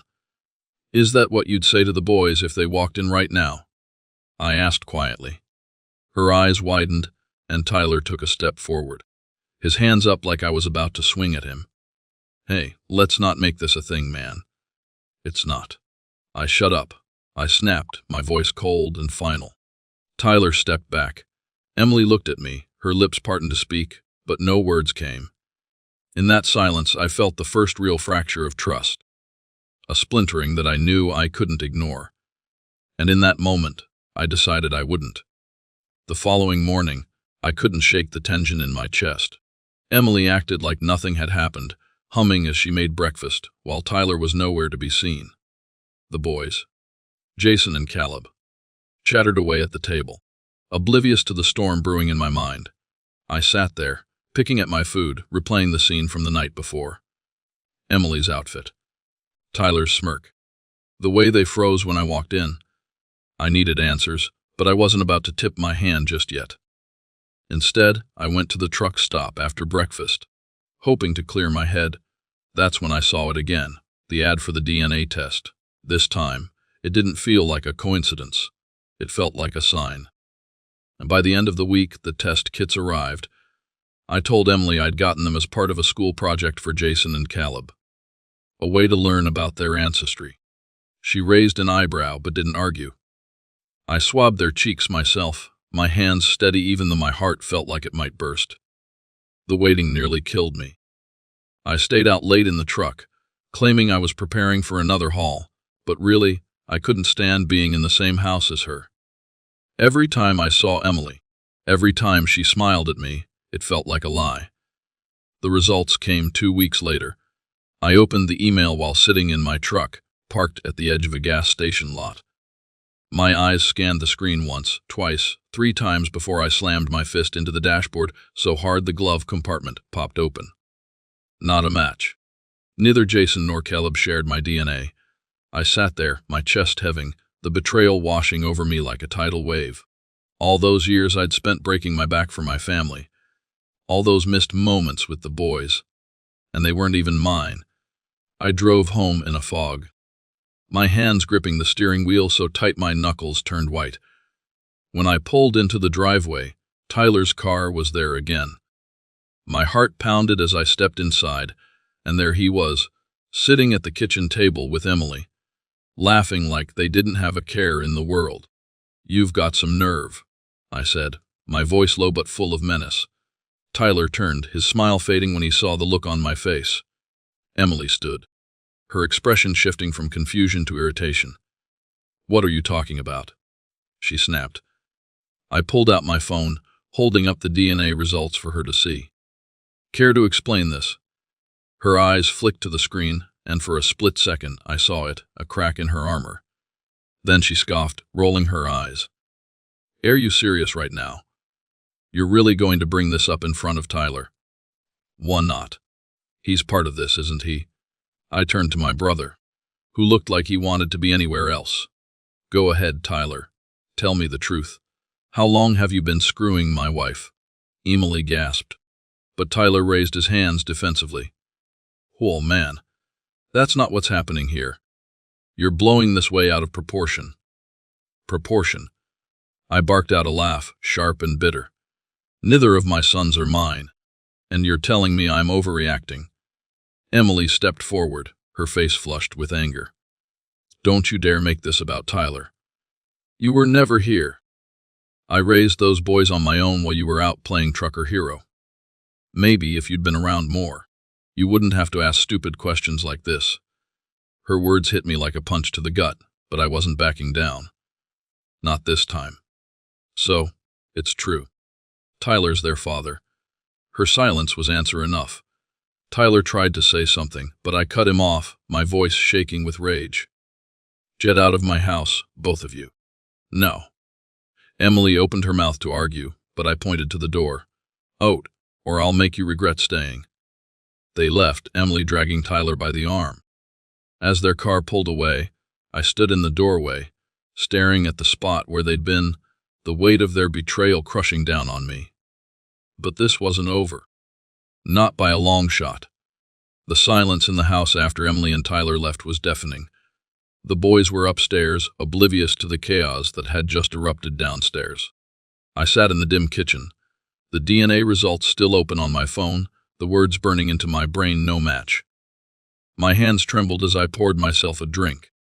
But the whiskey did nothing to dull the sharp edge of betrayal cutting through me. I couldn't stop replaying everything in my head. The years of absence during my long hauls. The way Emily always seemed to have Tyler on speed dial whenever I wasn't around. I thought I was providing for my family, but now it was clear. Tyler had been filling the void I left behind. The next few days were a blur. Emily stayed with Tyler, taking the boys with her. She said it was for the best, claiming I was too angry to be around them. That part wasn't a lie. I was furious, an anger so deep it felt like it could burn me alive.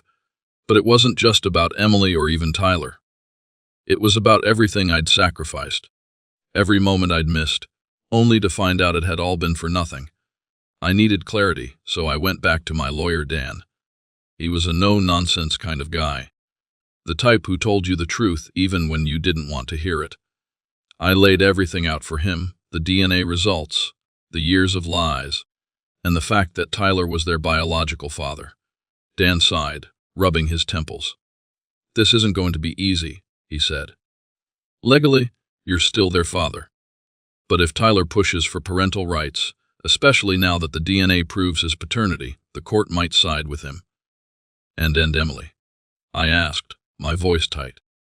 "She'll back him," Dan said flatly. "She wants out and Tyler gives her the easiest path." But it was like a knife twisting in my gut, but Dan wasn't finished. "Listen," he said, leaning forward. "We can fight this, but it's going to get ugly, and even if we win, you're still looking at years of tension and a mess that could ruin you financially. You need to decide what's worth fighting for." That night, I sat in my truck, staring out at the dark highway stretching ahead. I'd spent my life on the road, solving problems with grit and determination. But this wasn't a problem I could solve with hard work. This was personal. And that's when the idea hit me, cold, calculated plan forming in the back of my mind. If the court wasn't going to give me justice, I'd take it myself. But it couldn't be impulsive. It had to be precise, undeniable, and above all, untraceable. I started laying the groundwork, using every spare moment between hauls to gather the pieces I'd need. I made calls, asked questions, and even did some digging into Tyler's financial situation. What I found only fueled my rage at Tyler, and Emily had been planning this for years. Tyler had put his name on their accounts, secured a place for them to live, and even started the process to petition for full custody of the boys. The day of the custody hearing, I walked into the courtroom with my jaw set, my resolve steeled. Tyler and Emily were there, sitting side by side, looking smug. The boys were in the care of a court-appointed advocate, blissfully unaware of the war being waged over their future. When the judge ruled in Tyler's favor, granting him partial custody and the right to be listed as the boy's legal father, I didn't react. I didn't yell or argue. I simply nodded and walked out of the courtroom. They thought they'd won. But they didn't know I'd already set the wheels of my revenge in motion. I kept my head down after the custody ruling. I knew any sudden outburst or rash behavior could give them ammunition against me. Let them think they'd broken me, that I was defeated. The truth was, I'd never felt clearer. Every piece of the puzzle was falling into place, and all I had to do was wait for the right moment. After the hearing, Tyler had the nerve to approach me in the parking lot. He put on his best, concerned brother face, like we were still family. "Look, man," he said, his voice sickly sweet. "I didn't mean for things to get this far, but the boys deserve stability, and Emily, well, she deserves someone who can be there for her, you know." I clenched my fists, forcing myself to stay calm. His smug tone, the way he spoke as if I'd handed my family over to him, it made my skin crawl, but I just nodded, my jaw tight. "You're right," I said, my voice even. "Thee deserve the best," though his grin widened. "I'm glad you're seeing things my way." Oh, I saw things perfectly. The next few weeks were quiet. Too quiet. Emily and Tyler moved into a new house on the outskirts of town, a sprawling place that screamed money. Money I knew Tyler didn't have on his own. He'd been living off my hard work for years, and now he was flaunting it. I started making casual visits to places I knew Tyler frequented. The bar he liked. The mechanic shop where he had his car serviced. I wasn't looking for trouble. I was gathering information, piecing together his routine. It was easier than I expected, and Tyler was predictable, lazy even. He never changed his habits, always stuck to the same patterns. Meanwhile, I kept driving my routes, clocking in the miles like nothing had changed. On the surface, I was just a hard-working man trying to rebuild his life. But in the back of my mind, the plan was taking shape. One night, after a long haul, I stopped at a diner outside of town. As I sipped my coffee, I overheard two guys at the counter talking about a logging truck that had accidentally plowed through a fence on a private property. The landowner had ended up being blamed for the damage because the fence wasn't properly marked. That conversation lit a spark in me. What if an accident could happen to Tyler? Something big enough to send a message, but not so reckless that it would point back to me. I'd spent decades behind the wheel of a truck. I knew every trick in the book, every loophole. I started refining the plan, making it airtight. I waited until Emily and Tyler were hosting a housewarming party. The timing couldn't have been more perfect. Their shiny new life, their polished facade. It was the ideal backdrop for what was about to unfold. The night of the party, I parked my truck a few miles down the road and waited. I'd studied every detail of their property. The driveway's incline, the weak points in the landscaping, the way the house was positioned at the edge of a wooded area.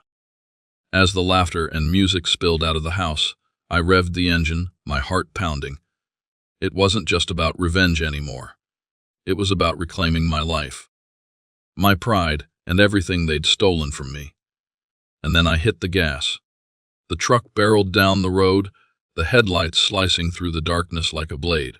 My grip on the wheel was steady, every muscle in my body locked into focus. I wasn't just a man in a truck. I was a storm. Years of betrayal and pain building to this one moment. The closer I got to their house, the louder the music grew. The chatter of their guests faintly audible even over the rumble of the engine. It was fitting, really. Emily and Tyler were inside, basking in the glow of their stolen happiness, oblivious to what was coming. As I approached the driveway, I slowed down just enough to time it perfectly. A large SUV was parked across the street, blocking any clear view of the road from the house.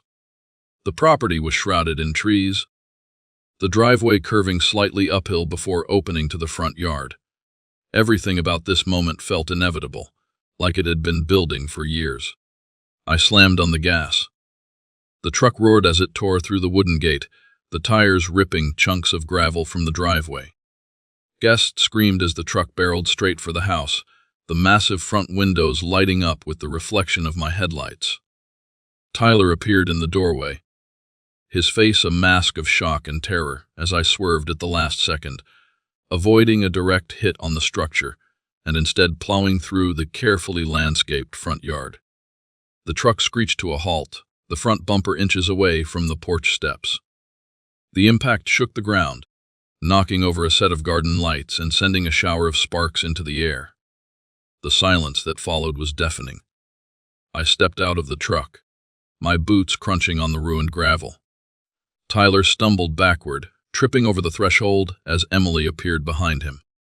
Her face twisted into something I could only describe as fury and fear. "What the hell is wrong with you?" she screamed, her voice breaking. Tyler tried to stand in front of her, his hands raised. "You've lost your mind, man." "Maybe I have," I said, my voice calm, eerily controlled. I walked up to the truck, placing a hand on the hood as I looked at them. "But you took everything from me, so now we're even." Emily's face paled. "This isn't over, you psycho. We'll have you arrested." "For what?" I interrupted, tilting my head. "An accident." I gestured to the truck. "I'm just a tired trucker who lost control on a bad turn. It happens, doesn't it?" The Tyler's jaw clenched, his eyes darting to the growing crowd of stunned guests gathering on the lawn. No one said anything. No one dared.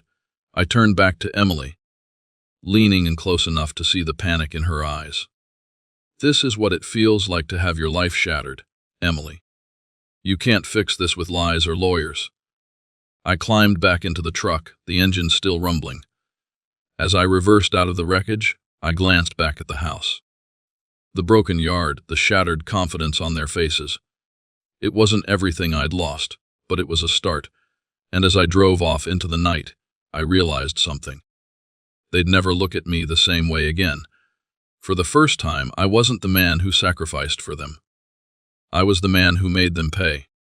The night after the accident, I parked my truck in its usual spot at the depot, wiping the dirt and sweat from my hands.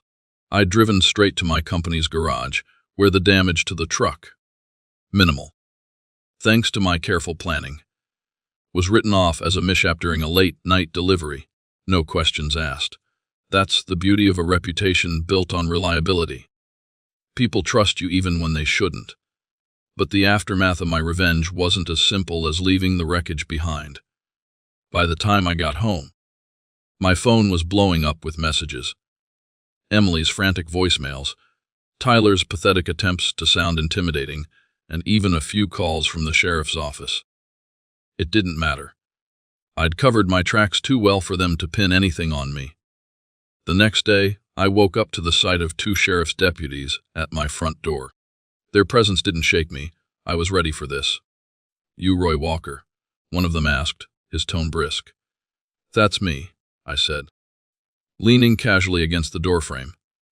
"We've got some questions about an incident over at your brother's place last night. Witnesses say they saw your truck on the property." I scratched my chin, feigning confusion. "Yeah, about that. I was headed home from a run, must have missed a turn. The roads out there are rough, you know." I stopped to check my GPS, but when I saw all those people, I realized I'd made a mistake and got out of there. The deputies exchanged a glance, their skepticism thinly veiled. "Mind if we take a look at your truck?" the other one asked. Go ahead, I said, stepping aside. They spent a good 20 minutes examining every inch of the vehicle. I'd made sure there was nothing incriminating. No debris, no visible damage. Nothing that could tie me to the destruction at Tyler's house. When they finally left, I let out a slow breath. I'd won the first round. But the real victory came later that afternoon when I got a call from Dan. "I've got news," he said, his voice clipped. "The court is reviewing Tyler's custody agreement. Your little stunt rattled them enough to dig into his finances and Emily's situation. Turns out Tyler's been hiding some debt, and Emily's job history isn't stable enough to guarantee a good home for the boys." I leaned back in my chair, the pieces of my plan clicking into place. "What does that mean for me?" I asked. "It means the court might reconsider you as the boy's legal father. But you've got to play it straight from here on out. No more accidents." I smirked, knowing full well that I'd already achieved what I wanted. By the end of the week, Emily and Tyler were scrambling to repair the damage. Not just to their yard, but to their perfect little facade. Meanwhile, I went about my life. Focused, calculated. The world thought I was moving on, but in reality, I was waiting for the next crack in their armor to show. The beauty of revenge isn't just in the act. It's in watching the ripple effect, knowing that every move you made sent their world into chaos. The fallout from the night at Tyler's house spread quickly. Small town gossip works like wildfire. By the next morning, everyone had heard about the accident. People whispered about how a truck had nearly flattened Tyler's perfect suburban dream, and though no one said it outright, they all knew it was me. Emily's lawyer filed for a restraining order, citing the incident as proof that I was a danger to her and the boys. I expected that move. What they didn't expect was that I'd already prepared my counterstrike. When the court hearing for the restraining order rolled around, I walked in with my lawyer, Dan, carrying a thick folder of evidence. Emily sat on one side of the room, flanked by Tyler, both of them looking smug. I knew they thought they had me cornered. The judge opened with the accusations against me: reckless behavior, endangering my family, showing up unannounced. When it was my turn to speak, Dan stood and calmly laid the folder on the judge's bench. "These are financial records for Mr. Tyler Walker," Dan began. "These show a consistent pattern of unpaid debts, fraudulent loans, and a failed business venture that nearly left him bankrupt last year." Tyler's face drained of color. "In these," Dan continued, "I'm pulling out another set of papers, clear messages between Emily Walker and Tyler, spanning over a decade, that suggest an ongoing affair during the marriage, as well as their plans to manipulate custody proceedings in their favor." Emily shot to her feet. "That's a lie," she shouted. The judge slammed his gavel. "Sit down, Mrs. Walker." I stayed silent, letting Dan do the talking. He painted a clear picture. Emily and Tyler weren't the responsible parents they claimed to be. They were reckless, deceitful, and entirely unfit to have custody of Jason and Caleb. By the end of the hearing, the judge didn't grant the restraining order. Instead, he ordered a deeper investigation into Tyler's finances and Emily's living situation. As we left the courtroom, Emily shot me a glare that could have melted steel. Tyler tried to keep his head down, but I caught the look of pure rage simmering just beneath the surface. "Enjoy the spotlight," I told them as I walked past. "It's not over yet." But even as I played the part of the calm, collected man reclaiming his dignity, my real plan was still in motion. Late one night, parked at a rest stop miles from town, I made a call.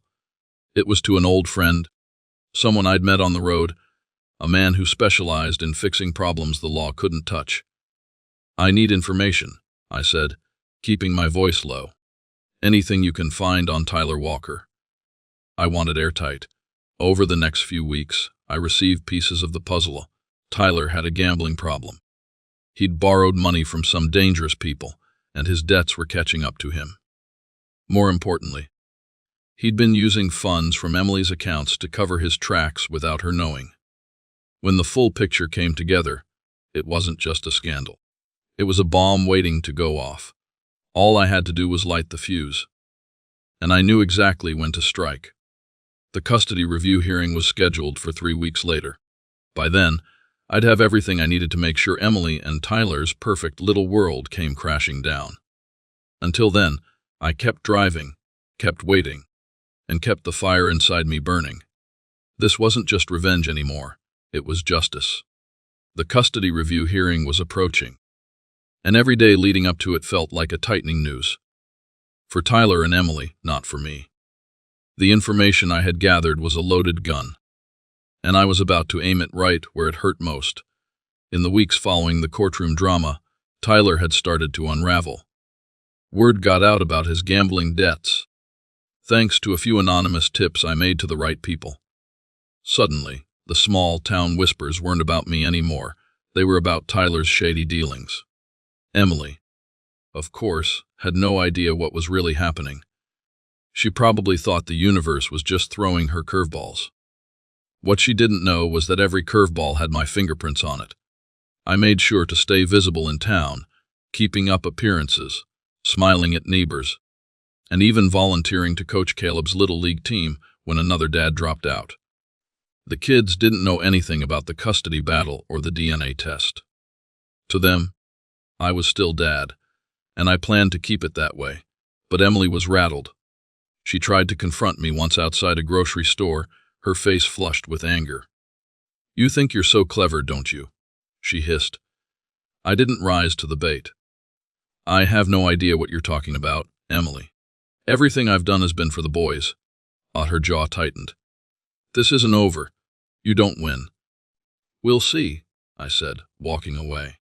The night before the custody hearing, I received the final piece of the puzzle. My friend on the road had outdone himself. He handed me records, bank transfers, loan agreements, even an email thread where Tyler admitted to falsifying his income to secure a loan for the house he and Emily were living in. The documents were airtight, undeniable, and devastating. I walked into that hearing the next morning with a quiet confidence. Tyler and Emily sat on the opposite side of the courtroom, their lawyer trying to look composed but failing miserably. When it was my turn to present my case, I handed the judge a thick stack of evidence. "Your Honor," my lawyer began, "we have reason to believe that Mr. Tyler Walker and Mrs. Emily Walker are not only unfit to share custody, but have actively endangered the children's financial and emotional well-being through deceit and mismanagement." The room was silent as the judge flipped through the pages. The tension was palpable, and I caught Tyler squirming in his seat, sweat beading on his forehead. When the judge finally looked up, his expression was cold. "This is troubling to say the least," Tyler stammered. "Thiz, it's not what it looks like. I can explain." The judge cut him off. "You'll have a chance to explain during the investigation. For now, I'm issuing a temporary restraining order against Mr. Walker, and custody of the children will remain with their legal father, Roy Walker, until further notice." Emily's gasp filled the room. Tyler buried his face in his hands. But I wasn't celebrating yet. I knew this wasn't over. As I left the courtroom, I could feel Emily's eyes burning into my back. She wasn't going to go quietly. And neither was Tyler. That was fine. I still had one last move to make, the kind they'd never see coming. The custody review hearing was looming, and the days leading up to it passed with a quiet intensity. Tyler and Emily had retreated, licking their wounds, but I knew better than to think they were done. They'd lost the last battle, but the war wasn't over. It was a late Friday night when the call came in.